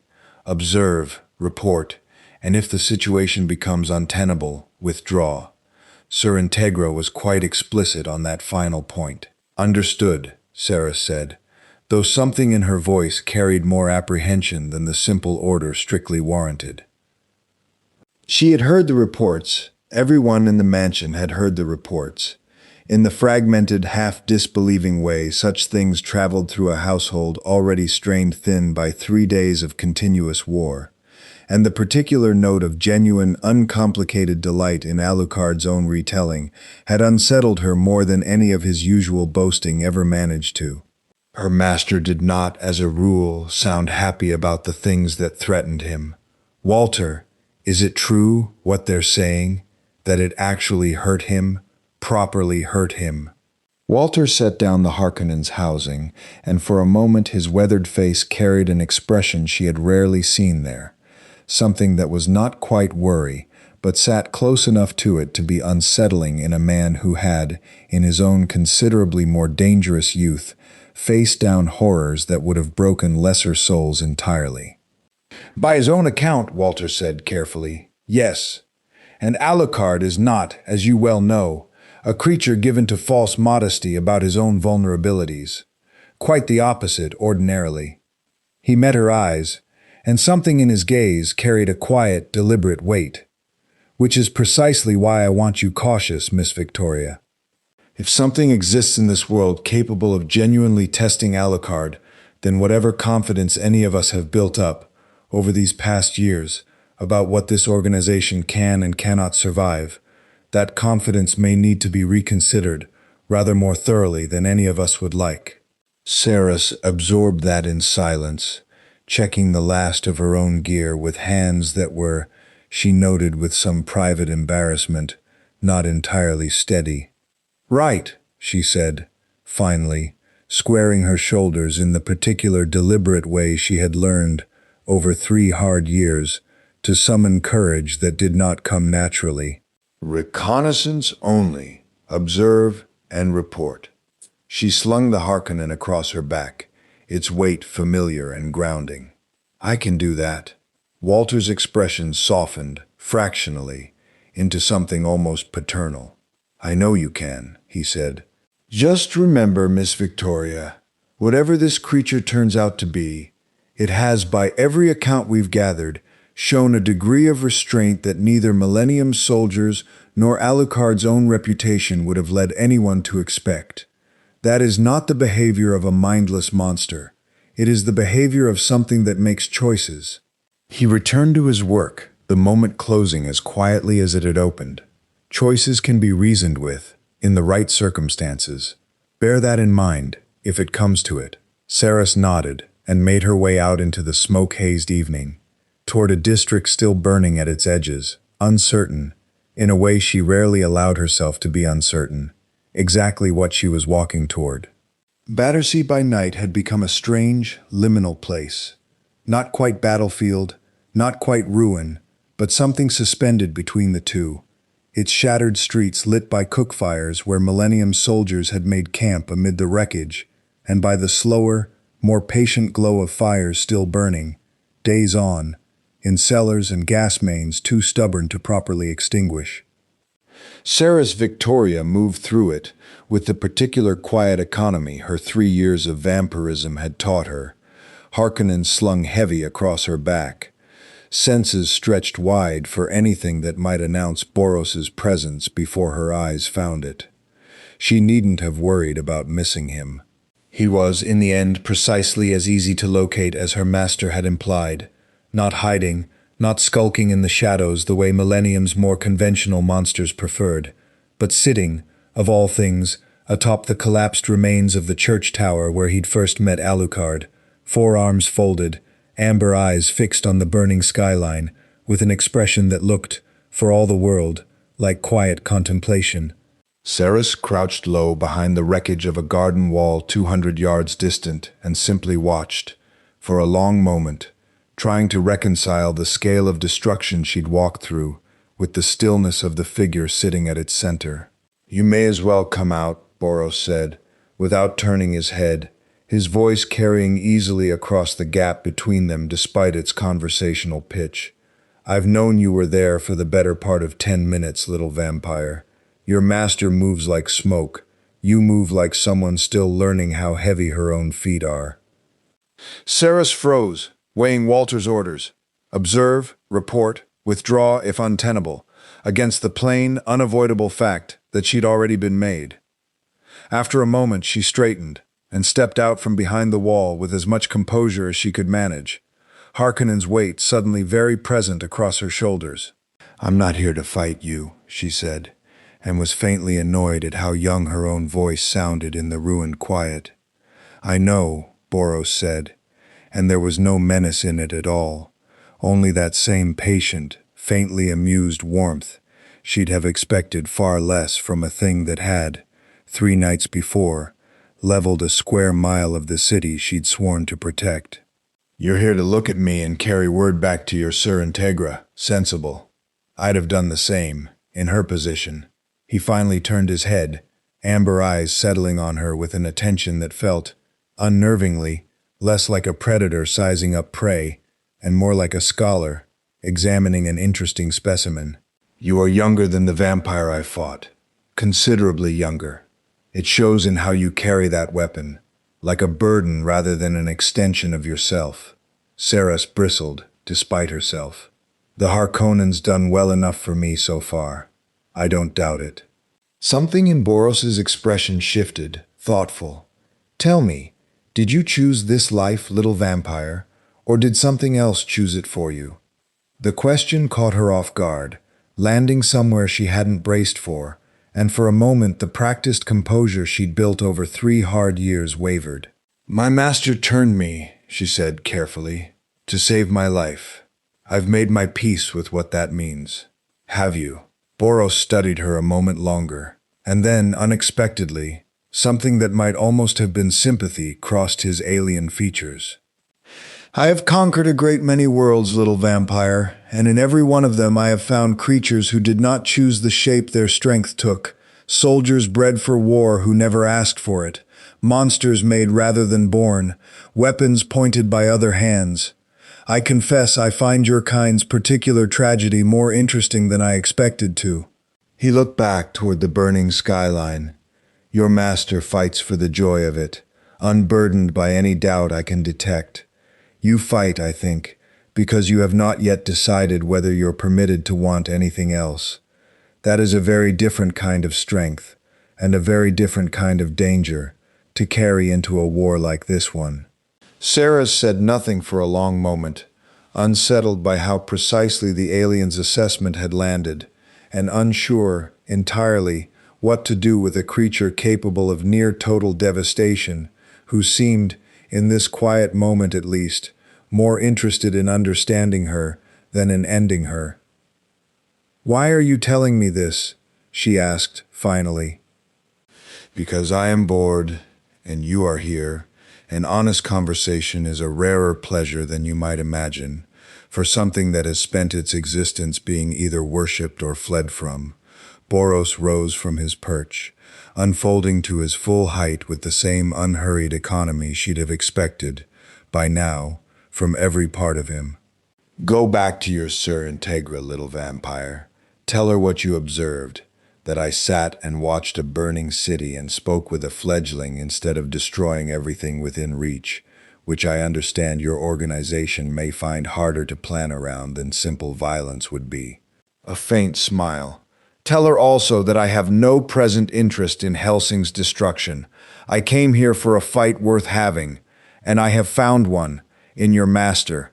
What happens beyond that depends entirely on what this war decides to show me next." He turned then, cape stirring in the smoke-thick wind, and began to walk unhurried back toward the heart of Battersea, toward wherever Millennium's camp had reassembled itself for the night, and then paused, glancing back over one massive shoulder with an expression that had gone, briefly, almost gentle. "One more thing, little vampire," he said. "The weight you carry, the doubt about what you're permitted to want, it does not go away on its own. I have watched a great many creatures across a great many worlds wait for permission that never comes." He held her gaze a moment longer. "Whatever this war leaves standing when it's finished, I'd suggest you spend rather less of it waiting." Then he was gone into the smoke, and Sarah stood alone amid the ruin of Battersea for a long, quiet moment, turning the strange, unwanted honesty of the encounter over in her mind, before finally, slowly, beginning the walk back toward the mansion, and a report she was not entirely certain how to give. She was 3 streets from the district's edge when Rip Van Winkle found her. The sniper announced herself the way she always did, not with stealth, which held no particular appeal for a woman who considered marksmanship itself a kind of performance, but with the faint, eerie strains of an aria drifting out of the smoke ahead, growing steadily louder as Saris rounded a corner of collapsed brick and found the red-coated figure perched, cross-legged and entirely relaxed, atop a fallen lamppost, rifle cradled loosely across her knees. "Well, well," Rip said, breaking off her singing with evident reluctance, monocle scope catching the firelight as she turned to regard the young vampire with open curiosity. "The little fledgling, all alone in the dark. Come to spy on our new guest, have we?" "The Major will be simply delighted to hear Hellsing's taken such an interest." Saris's hand drifted, instinctively, toward the Harkonnen's grip. "I'm not looking for a fight." "No, I don't suppose you are." Rip's smile widened, sharp and knowing, though she made no move to bring the rifle to bear. "Relax, little one. I've no orders to engage you tonight, and frankly, after watching what that 4-armed monster did to half this district, I find myself rather less eager to pick fights I don't need to." She tilted her head, studying Saris with the particular clinical curiosity of a marksman assessing a target she'd decided, for now, not to take. "Tell me, what did our cosmic friend make of you? He seemed almost fond, from where I was watching." Saris hesitated, weighing how much to say to an enemy soldier, and settled, finally, on something close to the truth. "He said he wasn't interested in destroying Hellsing. Said he came for a fight and found one, and doesn't much care about the rest of the war." Rip considered that, swinging her rifle up to rest across her shoulders, arms draped over the barrel in a posture of easy, practiced relaxation. "The Major won't like hearing that.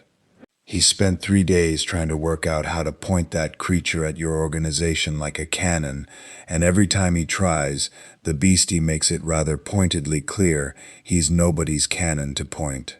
A short, genuine laugh.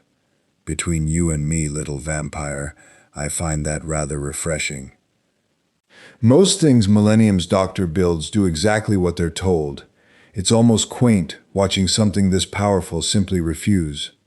Sarah studied the sniper for a long moment, caught off guard by the unexpected, almost collegial honesty of the exchange. "You're not going to report that I was here?" Rip's grin turned positively wicked. "Oh, I'll report it. I'm not suicidal." She hopped down off the lamppost with easy grace, rifle swinging back into a combat-ready grip in the same fluid motion. "But I see no particular need to make an incident of a chance encounter between professionals when there's a considerably bigger fish thrashing about in this pond for both our organizations to worry about." She began backing away into the smoke, humming the aria's opening bars once more. "Go home, fledgling. Tell your masters what you saw. And do give my regards to Alucard. Tell him I said it's about time something on this miserable earth gave him a proper fright." A last flash of her sharp, delighted smile, And then she was gone into the ruin, her voice trailing the aria's melody back through the broken streets, long after her shape had vanished from sight. Sarah stood alone a moment longer, absorbing the strange, unsettling civility of the whole encounter. An enemy sniper who'd chosen conversation over combat, an alien warlord who'd offered unsolicited, uncomfortably accurate wisdom about her own unresolved grief, and found herself, walking the last mile back toward the mansion's lights, genuinely unsure for the first time in longer than she could remember whether this war's old, familiar lines had already begun, quietly and irreversibly, to blur. Enrico Maxwell did not believe in half measures, and the plan he presented to his assembled captains 2 mornings later, in the candlelit nave of Iscariot's claimed cathedral, carried all the careful, layered ambition of a man who had spent his career turning other people's crises into his own opportunities. "We will not attempt to destroy this creature outright," he said, pacing before a hastily assembled map of Battersea's ruin, purple vestments catching the candlelight with each measured step. "Father Anderson's own testimony confirms what our other reports suggest. This thing is, at minimum, Alucard's equal, and possibly considerably more than that.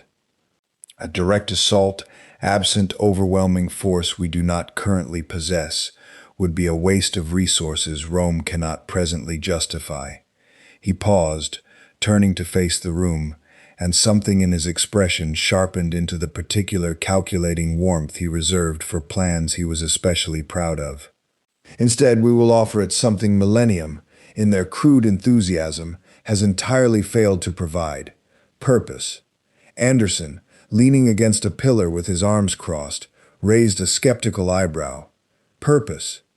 The creature has made abundantly clear, through its own conduct, that it values 2 things above all else: a worthy opponent and its own autonomy," Maxwell said. "Millennium offered it the former, and immediately attempted to leash it with the latter, and it has, quite correctly, rebuffed them for the insult.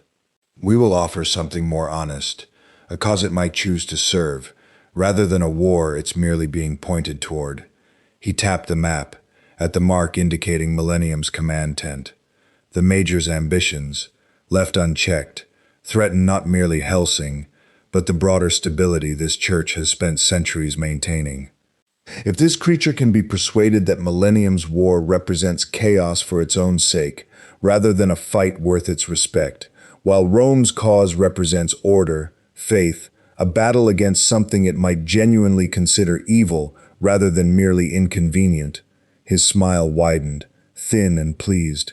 Then perhaps Rome gains, in a single conversation, the single most powerful weapon this war has yet produced. "And if it tells you to shove your cause up your holy backside?" Anderson asked, with the particular bluntness he reserved for superiors whose confidence he considered, privately, somewhat overextended. Maxwell's smile did not waver.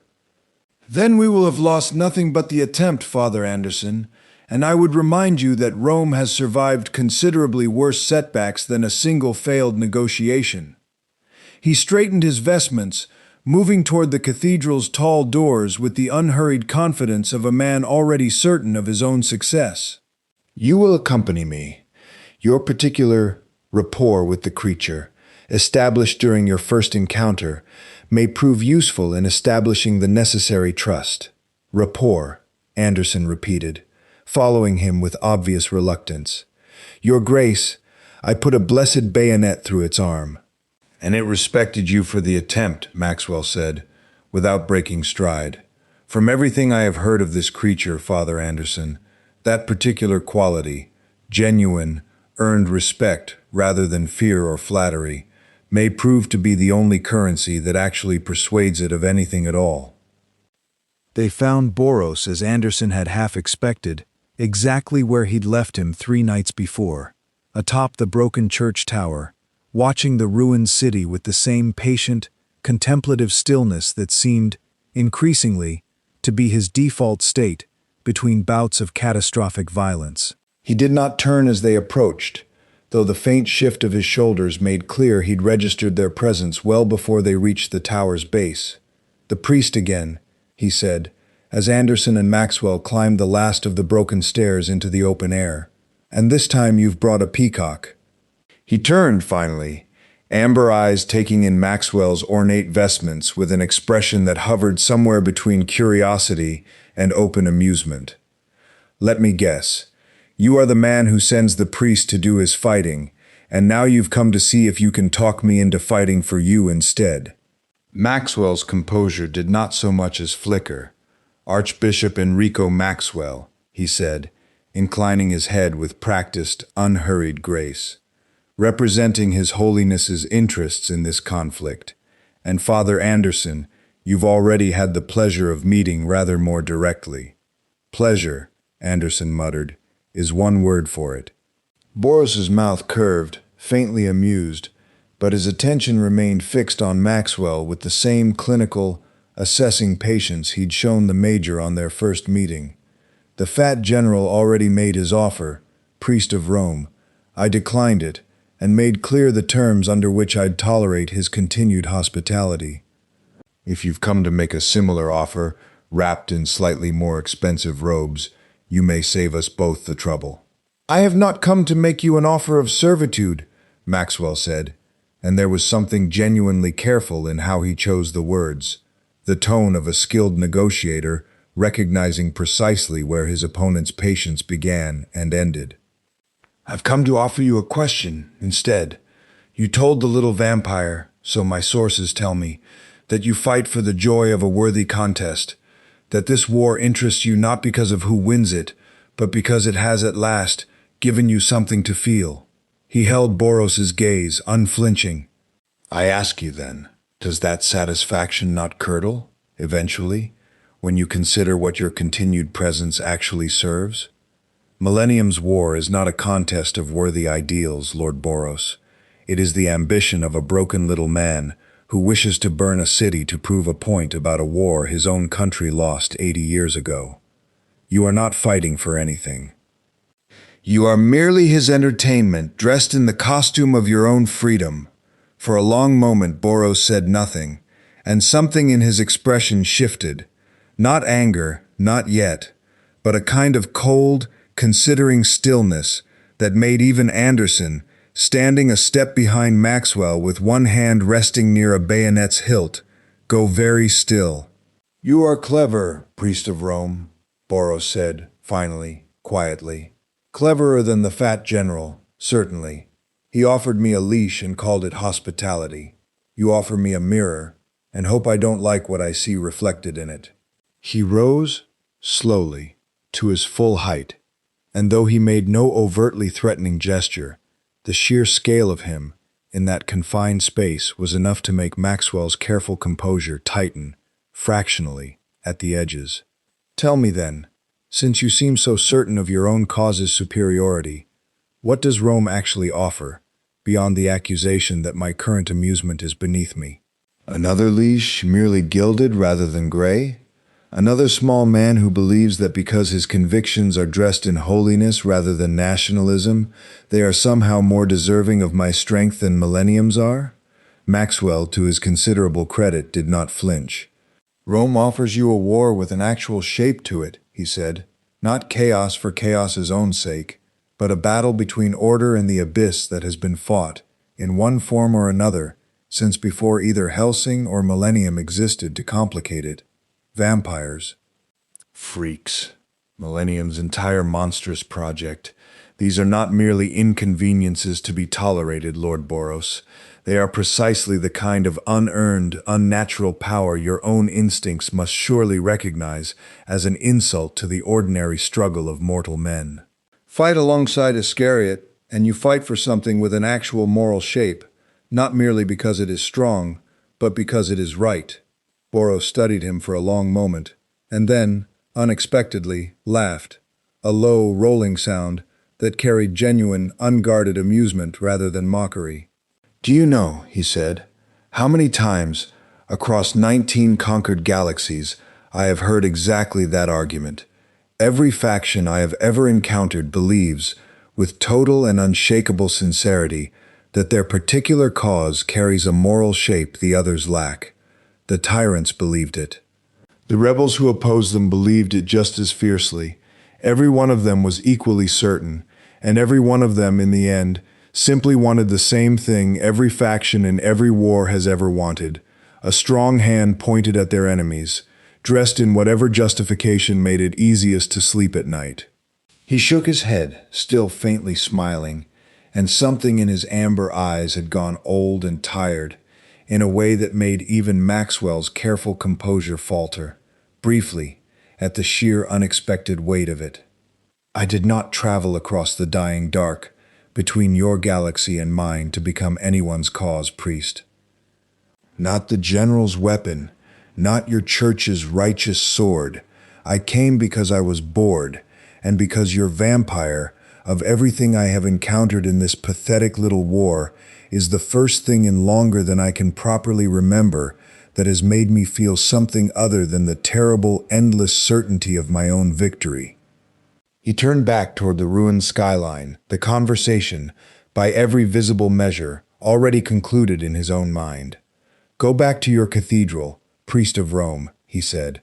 Tell your pope, or whoever it is you ultimately answer to, that the thing which fell from the sky over Battersea does not fight for causes.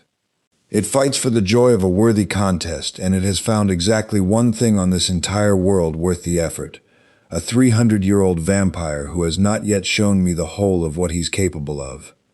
He glanced back, once, over one massive shoulder, and something in his expression carried, for just a moment, an honesty that seemed to surprise even him.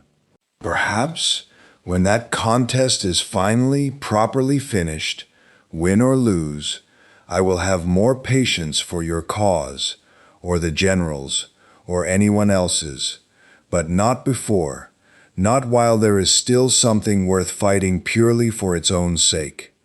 Maxwell held his ground a moment longer, weighing, with visible reluctance, whether the conversation held any further value, and then, with the practiced grace of a man who had learned, over a long career, exactly when to withdraw gracefully, rather than push a losing position, inclined his head.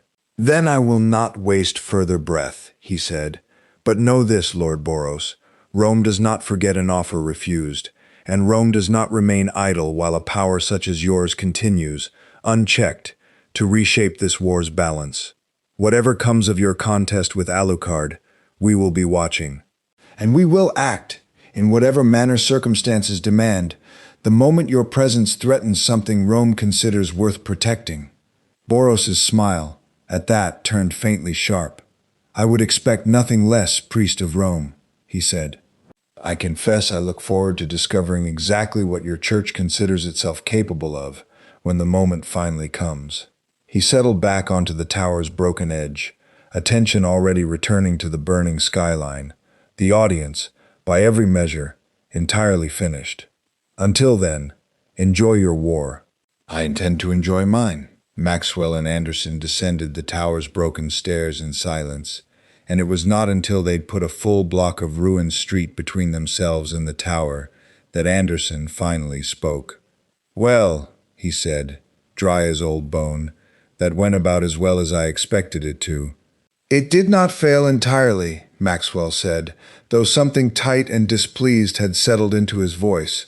We now know, with considerable certainty, precisely what this creature values, and precisely what it does not. That knowledge has its own uses, Father Anderson, whatever shape they eventually take. He glanced back, once, toward the distant silhouette of the tower, and the still, patient figure seated atop it. This war is not finished, simply because one conversation failed to bend it to Rome's purpose. We will find another angle. We always do. Sir Integra Hellsing had, over the course of a difficult decade, developed a fairly reliable instinct for recognizing when her servant wanted something before he'd finished asking for it. And the moment Alucard appeared in her tower office 3 nights after Battersea, materializing as he preferred, out of the shadow pooled in the room's far corner rather than using anything so mundane as a door, she recognized, with a sinking certainty, exactly what this particular visit was going to be about. No, she said, before he'd said a single word, not looking up from the report she was reviewing. You haven't heard the request yet, Sir Integra. I don't need to. She set down her pen, finally, and regarded him with the particular flat patience she reserved for conversations she'd already had, in some form, a dozen times before. You want my permission to stop holding back against your new friend, to finish what you started in Battersea, properly this time, without whatever restraint you've apparently been exercising since. Alucard's grin, wide and unrepentant, told her everything the silence hadn't. You know me too well. I know you well enough to have noticed you've spent 3 years killing everything this war has thrown at you without once asking my permission first, Integra said, rising from her desk, moving to the window where the distant glow of still-burning Battersea remained faintly visible against the night sky. You ask me now because some part of you, buried under 3 centuries of theater, is genuinely uncertain whether you'd survive giving him everything you have. That is not a request, Alucard. That is you looking for reassurance before you do something that frightens you, and dressing it up as protocol. For a long moment, Alucard said nothing, and something in his expression, the wide performative grin fading, briefly, into something quieter and more honest, confirmed the accuracy of the assessment more completely than any words could have. Perhaps, he admitted finally. It has been 300 years, Sir Integra, since anything on this earth made me genuinely uncertain of the outcome. I find I do not entirely know what to do with the sensation. He moved to stand beside her at the window, his reflection, as always, absent from the glass. But I did not come merely for reassurance. I came because I believe, if this creature and I are permitted to finish what we started, properly, without restraint, without the war's other factions circling and scheming around the edges of it, that whatever the outcome, this city will be better served by it than by whatever slow, grinding attrition Millennium and Iscariot's continued maneuvering is otherwise going to produce. Integra turned to look at him, weighing that. You're suggesting a duel would end the war faster than continuing to fight it conventionally. I'm suggesting, Alucard said, that a creature capable of leveling a square mile of London without particular effort, who has so far declined every attempt by Millennium or Rome to leverage him toward their own ends, is not a variable this war can afford to leave unresolved indefinitely. Better he and I settle the question of who is actually the stronger between us, cleanly, than that the Major or Maxwell eventually find the right lever to finally bend him toward one side or the other. His eyes, behind the orange glasses, had gone thoughtful in a way Integra rarely saw from him.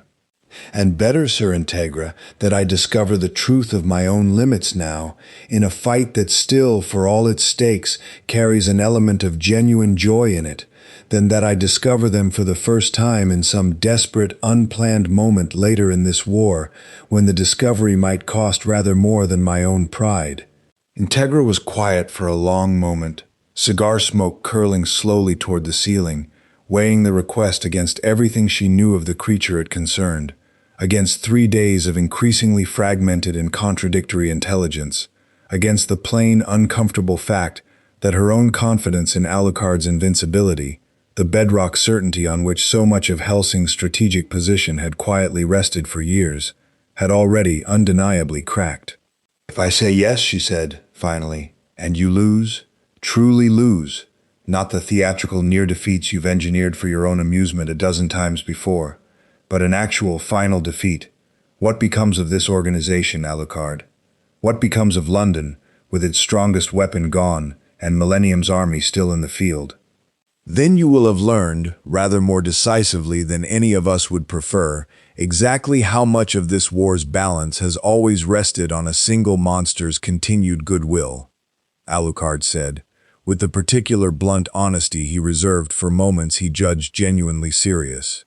That is a truth this organization should probably have confronted before now, Sir Integra, and I would rather you confront it in a fight of my own choosing than in some crisis neither of us can properly plan for. Integra studied him for a long moment, and then slowly allowed herself something that was almost, though not quite, a smile. You thought about this rather more carefully than your usual approach to violence would suggest, she said. I have had 3 days to think about very little else, Alucard admitted. It is, I confess, an unfamiliar sensation. Integra turned back to the window, to the distant glow of a district still smoldering 3 days on, and was quiet for a long moment before she finally spoke. Go, she said. Find your monster and finish what you started. But Alucard, and something in her voice, when he turned back toward her, carried a weight that made even his usual theatrical composure still, briefly, into genuine attention. If it becomes clear you cannot win, if this creature's strength truly does exceed yours, and the fight becomes something other than the contest you're imagining, you will disengage. You will not die for pride in some ruined street, simply because your dignity couldn't bear a loss. This organization needs you alive rather more than it needs you undefeated, and I will not lose the one asset that has kept this war from becoming an outright rout. Over something as foolish as an ego, I have never once managed to properly discipline in a decade of trying. Alucard's grin returned, slow and genuine, carrying none of its usual theater. Yes, Sir Integra, he said, and for once, entirely without irony, meant it. He found Boros where he now, with some regularity, expected to find him, atop the broken church tower, watching the city, the closest thing to a habit the creature seemed to have developed in his short, catastrophic tenure on Earth. You've come to ask me something, Boros observed, without turning, and it isn't small talk. I can feel it in how you're standing. I want to finish it, Alucard said, simply, dropping onto the tower's broken edge a short distance away. Properly, this time. No half measures, no testing, no holding back to see what the other still has in reserve. I want to know, genuinely, completely, which of us is the stronger, and I suspect, cosmic thing, that you want exactly the same answer, rather more than you've let either of us admit. Boros turned, finally, and something in his amber eyes had brightened into an expression that was, unmistakably, pure and undisguised hunger. I have waited, he said quietly, a very long time for someone to ask me that question, and genuinely mean it.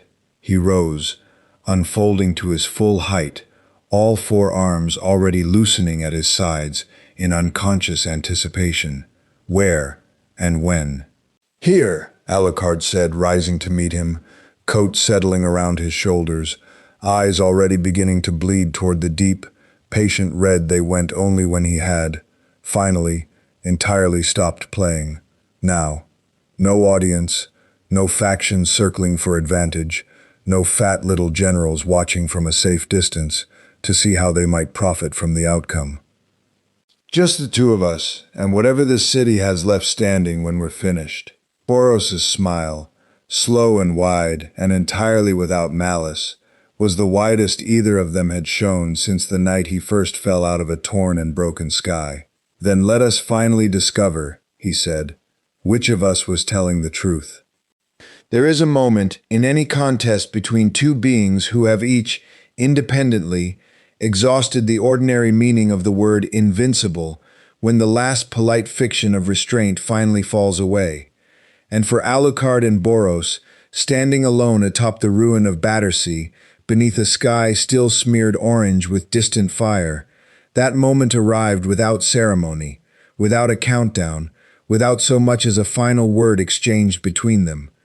One instant they stood facing each other across 20 feet of broken cobblestone, and the next, the world itself seemed to flinch. Alucard did not merely summon his shadows this time, he became them, his body unraveling at the edges into a boiling darkness that swallowed the tower's ruin whole, and from within it came a chorus of every soul he had claimed across 3 centuries of hunting, screaming and howling in a single unified voice that made the very air feel thick and drowning.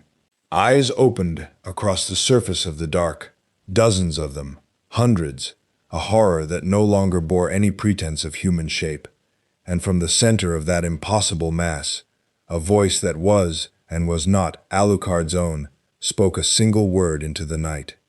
Restriction, it said, layered and ancient and terrible. Level 0.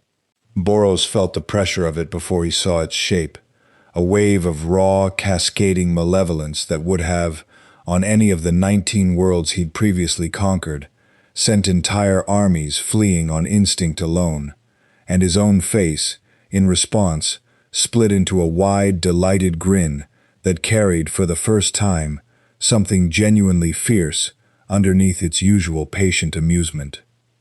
"Finally," he said, and the word came out resonant with a power that made the broken street beneath his feet crack and blacken. "Let us see it, then. Let us see what 300 years of patience actually looks like, unleashed."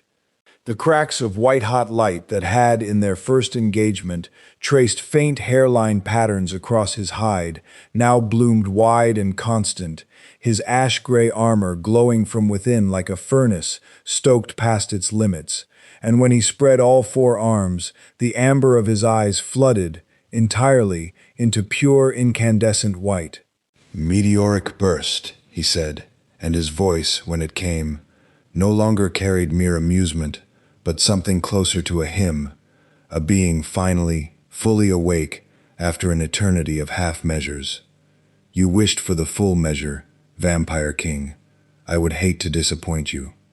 What followed, in the brief and catastrophic minutes that ensued, would later be described by the handful of distant witnesses, Millennium scouts posted at the district's edge, a round-table satellite that happened, by pure chance, to be passing overhead, Anderson himself, watching once more from a rooftop half a mile out, with an expression that had, for the first time in a long career of facing down monsters, gone genuinely pale, not as a battle in any conventional sense, but as something closer to a natural disaster, given brief, terrible sentience.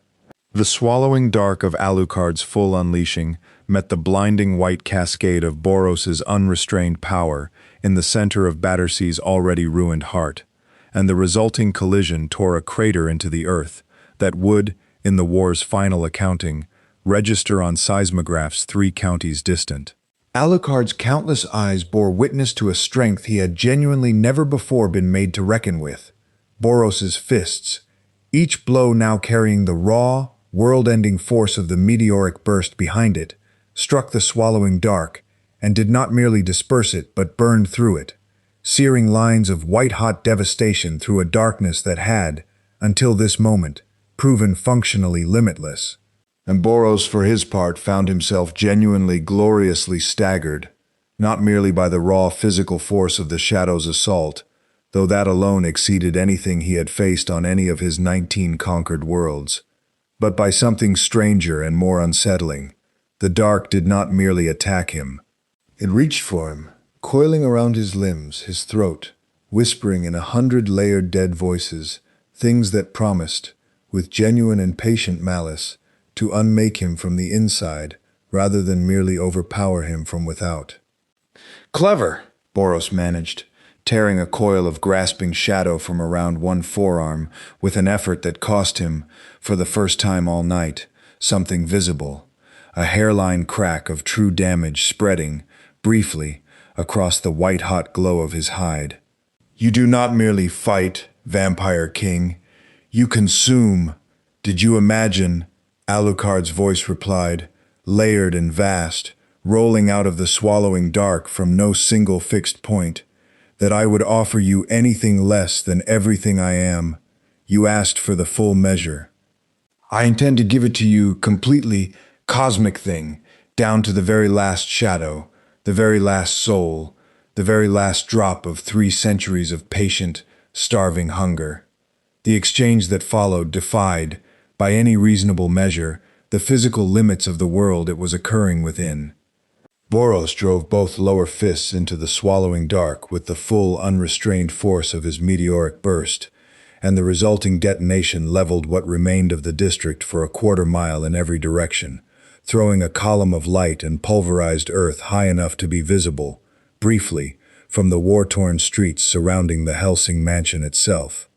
Alucard's shadow, torn and scattered by the blast, reformed almost instantly, denser and hungrier than before, and closed around Boros's throat and all four wrists at once with a grip that made even the alien conqueror's breath catch for the first time since his arrival, with something that was unmistakably, genuinely effort. "I begin," Boros said, straining against a hold that had, for the first time in longer than he could calculate, actually managed to slow him, to understand why the fat man believed you had no limit. "I begin," Alucard's voice replied, from everywhere and nowhere at once, carrying, beneath its ancient malice, something that sounded, unmistakably, like genuine and unguarded joy, to believe I may finally have found the one thing in 300 years capable of actually testing where that limit lies.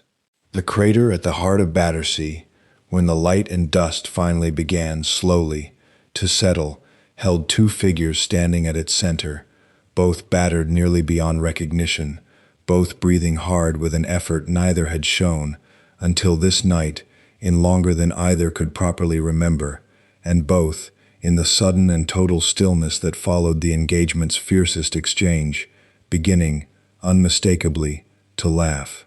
"Enough," Boros said, finally raising all four hands in the same unmistakable gesture of pause he'd used once before, though this time it came with none of the earlier engagement's patient reserve. This time, it came from something closer to genuine, hard-won exhaustion. "Enough, Vampire King. I concede. Not the contest's outcome, which I do not believe either of us has actually settled, but the plain and honest truth that continuing tonight will accomplish nothing beyond leveling the rest of this already ruined city for no further purpose." Alucard's shadow form, slowly, reluctantly, began to withdraw, coalescing back into the familiar shape of a pale man in a tattered red coat, breathing hard, blood running from wounds that were, even now, closing with visibly greater effort than they had at the fight's opening hours. "Agreed," he said, and there was something in his voice, quiet, genuine, entirely stripped of theater, that carried more weight than any of his earlier boasting had managed across the whole of the engagement. "I do not believe either of us has an answer yet, cosmic thing, only perhaps a rather more honest understanding of the question." Boros studied him for a long moment across the smoking ruin of the crater, and something in his expression, battered, genuinely spent, and yet, underneath all of it, more alive than he had felt in longer than he could properly recall, settled, finally, into something that looked, unmistakably, like respect freely and completely given. 300 years, he said quietly. 300 years you waited for this, Vampire King, and I have crossed 19 conquered galaxies looking for exactly the same thing, and found it, at last, in the last place either of us thought to look. He extended one massive hand, not in challenge this time, but in something closer to genuine offer. "I do not know what this world's war will demand of either of us next, but whatever comes, I find I would rather face it having settled, at least, that you are the single most worthy opponent I have found in this entire universe. Win, lose, or forever unresolved." Alucard studied the offered hand for a long moment and then slowly took it, his grip firm despite the visible exhaustion still written across every line of his battered frame. "Agreed," he said again, and this time, when he smiled, it carried none of its usual sharp performative edges, only something quieter and rarer and considerably more honest. "Though I do intend, cosmic thing, to eventually settle the question properly, I am not, whatever tonight might have suggested, a creature inclined to leave things unresolved forever." "Good," Boros said, releasing the grip, and something in his tired, battered smile carried the particular satisfaction of a being who had, after an eternity of easy, hollow victories, finally found something worth the cost of losing. "I would have been disappointed in you otherwise." Above them, in the ruined sky, the first gray light of dawn was beginning, slowly, to bleed through the smoke, and in a dozen scattered command posts across the ruined city, in a cathedral claimed by Iscariot, and a tent claimed by Millennium, and a tower room in a mansion on the Thames, factions who had watched. In various states of horrified fascination, the single most destructive engagement the war had yet produced began, each in their own careful and calculating way, to reckon with exactly what they had just witnessed, and exactly what it meant for whatever remained of this war still left to fight. The Major received the reports from his surviving reconnaissance in silence, watching the seismograph readouts scroll past with an expression that had, for the first time in the entire war, lost every trace of its usual delighted warmth. "A quarter mile," he said, finally setting down the data slate with unusual care, as though the numbers themselves might shatter under too rough a handling. "A quarter mile of the city leveled in, what, Doctor? 6 minutes? 7? 6 minutes 40 seconds, the doctor confirmed, adjusting his glasses, his own clinical composure, carrying, for once, an undertone of something that might genuinely have been described as unease.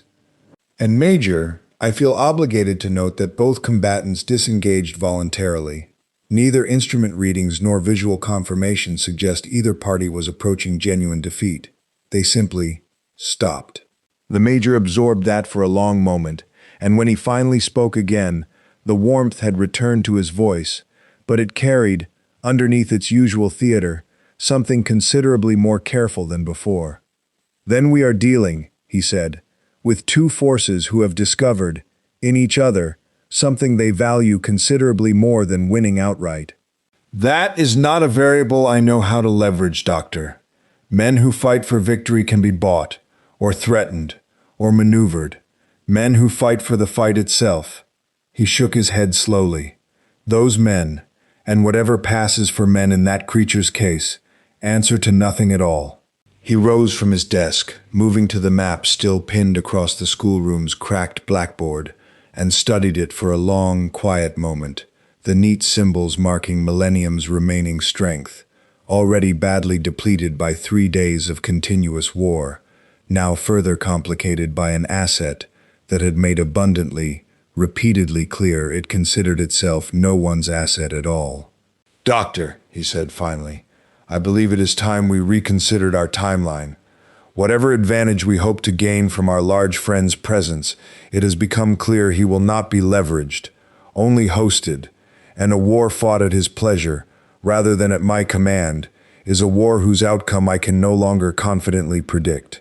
He turned, and something in his expression had settled into the particular cold, calculating focus that had, across 60 years of patient preparation, built Millennium's entire war from nothing. "Accelerate the Letztes Battalion's readiness. If we cannot control the board's newest and most powerful piece, then we must ensure the rest of the game moves quickly enough that his indifference no longer matters."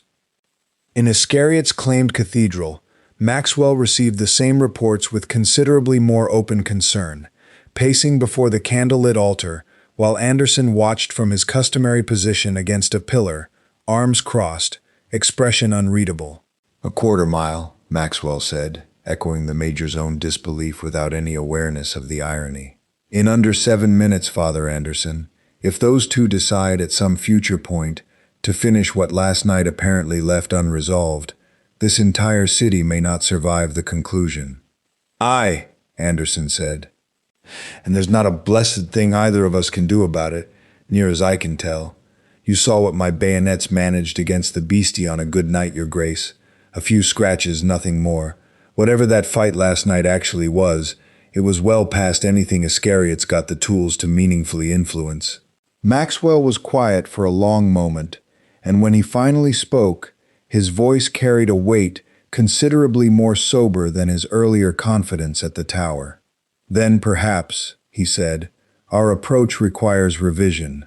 If we cannot compel this creature, and we cannot outmatch it, then our remaining leverage rests entirely in understanding it well enough to predict its choices, and in ensuring that whatever conclusion it and Alucard eventually reach, Rome is positioned to benefit from the outcome rather than merely survive it."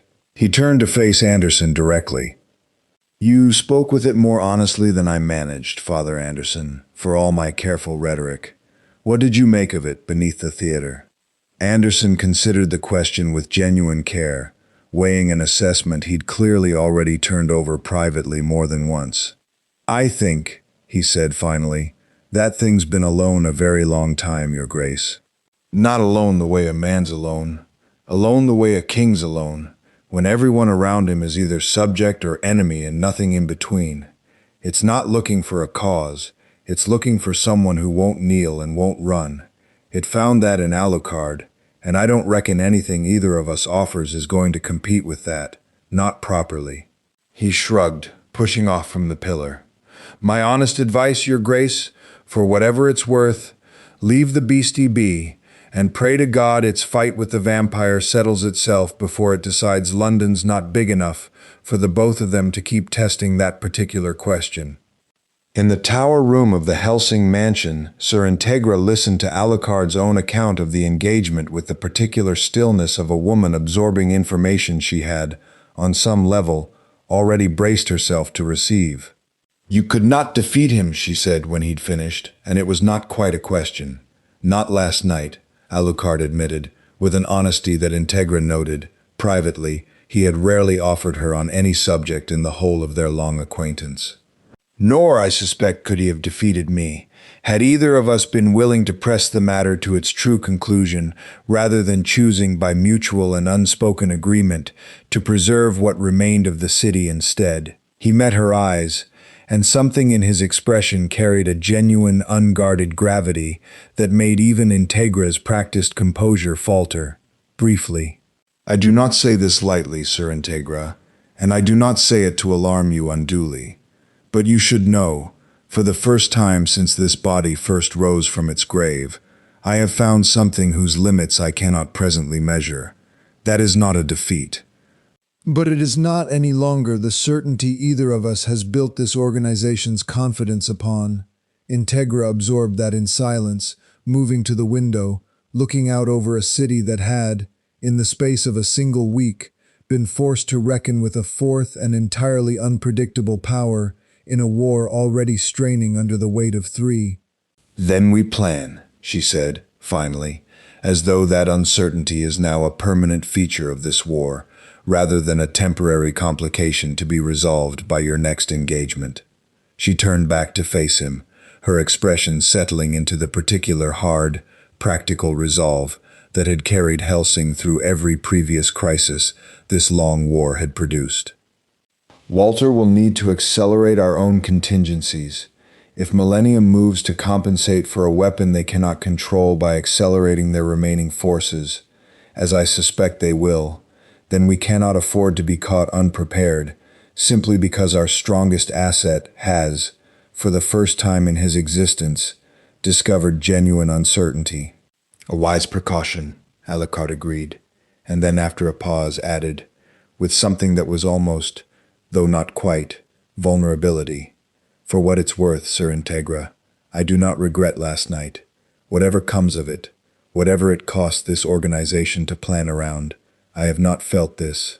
He paused, searching, uncharacteristically for the correct word, alive, in 300 years. "I had forgotten, I think, that I was capable of it."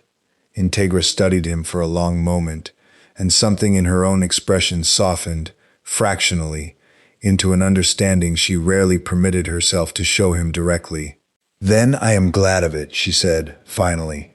"Whatever else this war ends up costing us, just don't let that gladness get you killed, Alucard. I still require your services rather more than I'm willing to admit to this council." His grin, when it returned, carried for once no theater at all. The Major's acceleration of the Letztes Bataillon came 3 days later, and it came without warning, without the careful escalating buildup that had characterized every previous phase of Millennium's invasion. A sudden, overwhelming mobilization of the vampire army's full remaining strength. Zeppelins darkening the sky over central London, in numbers that made even the Round Table's most hardened veterans understand, in one sick collective breath, that whatever restraint Millennium had shown until now had been, entirely, a matter of choice rather than capacity. Boros felt the shift before he understood its cause. A vast gathering pressure in the air over the city, thousands of newly turned soldiers massing in coordinated formation, the distinct and unmistakable texture of a war, finally, fully unleashing itself, rather than merely probing at its enemy's edges. And he found himself, for the first time since his arrival, genuinely troubled, rather than merely curious. He found Alucard on the mansion's grounds, standing at the edge of the tree line with Ceres beside him, both watching the darkening sky with expressions that had, for once, lost every trace of their usual confidence.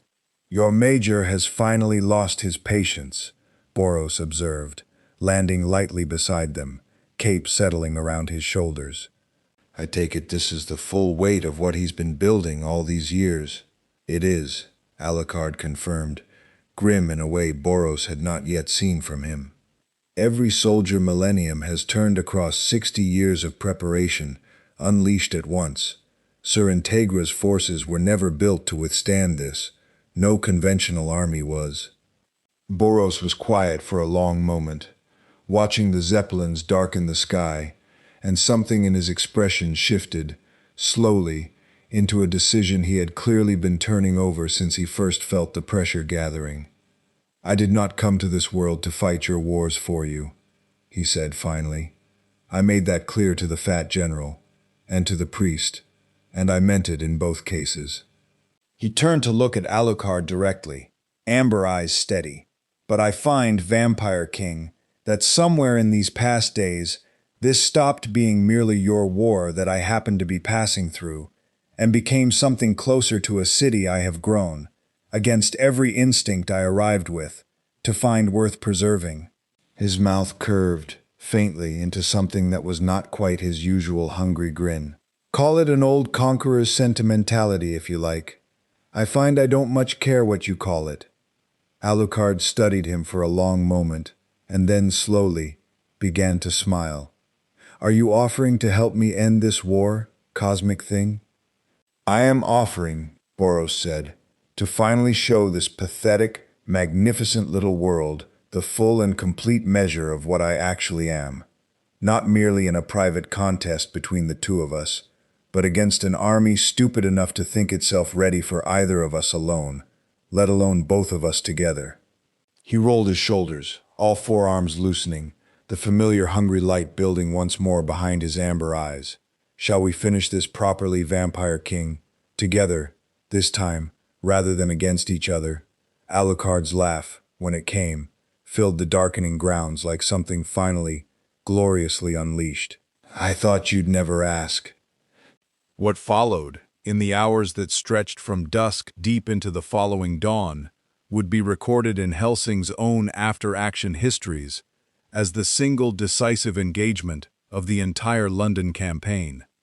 The moment the Letztes Battalion's full, terrible strength met not merely Alucard's own considerable fury, but something entirely unprecedented standing alongside him.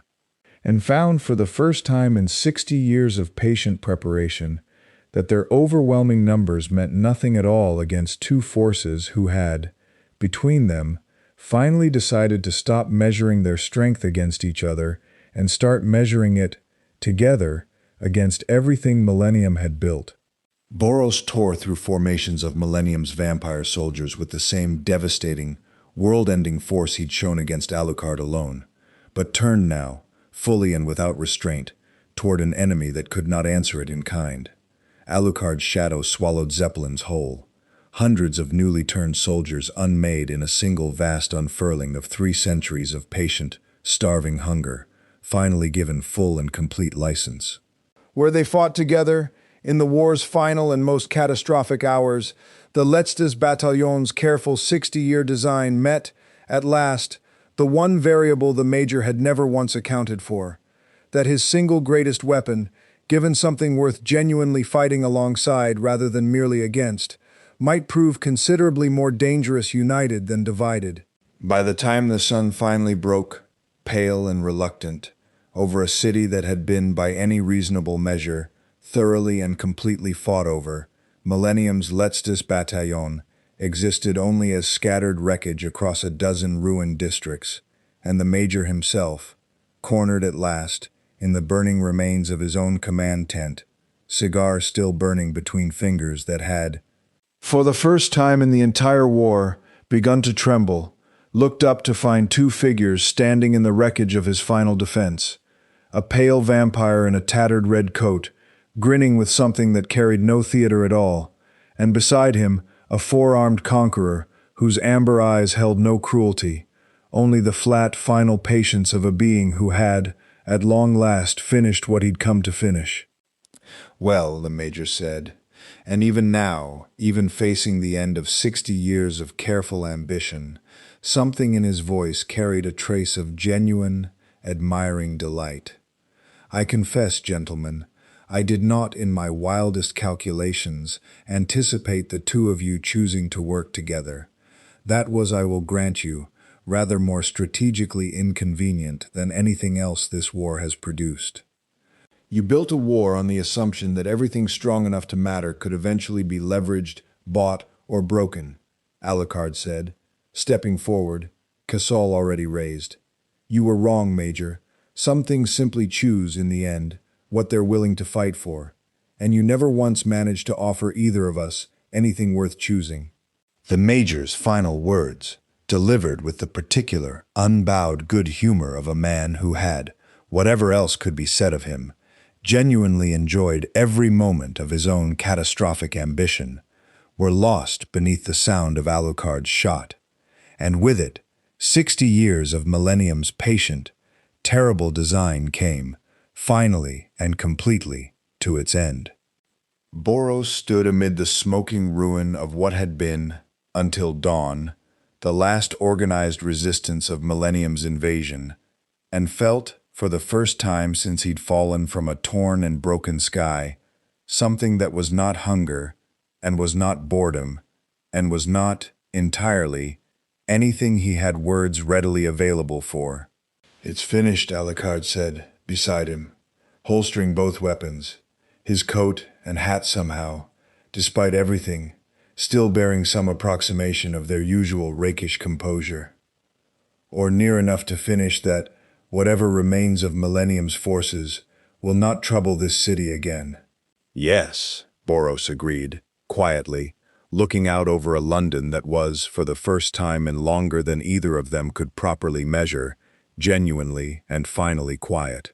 I find, Vampire King, that I am considerably less certain than I expected to be about what comes next. Alucard glanced at him, something knowing in his expression. You're wondering whether you're meant to leave now, whether the fight's conclusion means your business here is finished. Something like that, Boros admitted.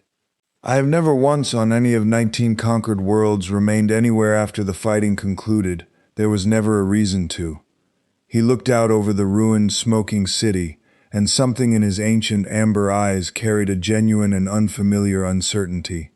I find myself, for the first time in longer than I can properly calculate, without any immediate certainty about what I actually want to do next. Then don't decide today, Alucard said, simply, and there was a warmth in it that carried none of his usual theater. Sir Integra will want a proper accounting of what happened here, and I suspect this city will need considerably longer than a single dawn to even begin rebuilding what these past weeks have cost it. There is time yet, cosmic thing, before you need to decide whether 19 conquered galaxies is truly all this universe has left to offer you. Boros considered that for a long moment, watching the sun continue its slow, reluctant climb over a city finally, genuinely at peace for the first time since his arrival, and, for the first time since he had fallen from a stream that had never before betrayed him, allowed himself, fully and without reservation, to simply not know what came next. Perhaps, he said, finally, I will stay a while longer yet. London did not fully understand, in the weeks that followed, what it had survived. The official histories, such as they were assembled from Hellsing's careful and Iscariot's considerably more grudging accounts, spoke of a decisive final engagement against Millennium's remaining forces, of Alucard's continued and expected heroism, of an unnamed ally whose true nature the Round Table would spend years afterward debating in closed session without ever quite agreeing on a satisfactory answer. The city rebuilt, slowly and stubbornly, the way cities always do. scaffolding rising over Battersea's cratered heart, the cathedral bells returning one by one to their old and patient rhythm. Boros stayed. Not permanently, not in any way either he or Alucard ever fully articulated, but present, a vast, quiet figure occasionally glimpsed atop the rebuilt church tower at dusk, watching a city he had once nearly leveled slowly, patiently remake itself into something worth the watching. He and Alucard fought again, more than once, in the years that followed, never again with the desperate, world-ending stakes of that first full measure, but with the easy, familiar joy of two old and worthy rivals who had, at last, found in each other something rarer than victory. Sir Integra never fully forgave either of them for the state they'd left Battersea in, though she stopped, eventually, pretending she wasn't quietly grateful for the war's ending. Sarah's Victoria carried Boros's strange, unsolicited wisdom with her longer than she expected to, and found, in time, that a fledgling's doubt could be set down, eventually, by choice rather than permission. Even the Vatican, in its own careful and unhurried way, filed its reports and closed its files, and quietly, permanently revised its understanding of exactly how large this universe's dangers might one day prove to be. And somewhere above a rebuilt and rebuilding London, on clear nights when the smoke had finally fully cleared, two old and terrible hungers sat together on a broken tower's edge, watching a city neither of them had ever expected to care for, and found, in the quiet companionship of it, something that had eluded them both across 3 centuries and 19 conquered galaxies alike. Not a war worth winning, a world worth staying for.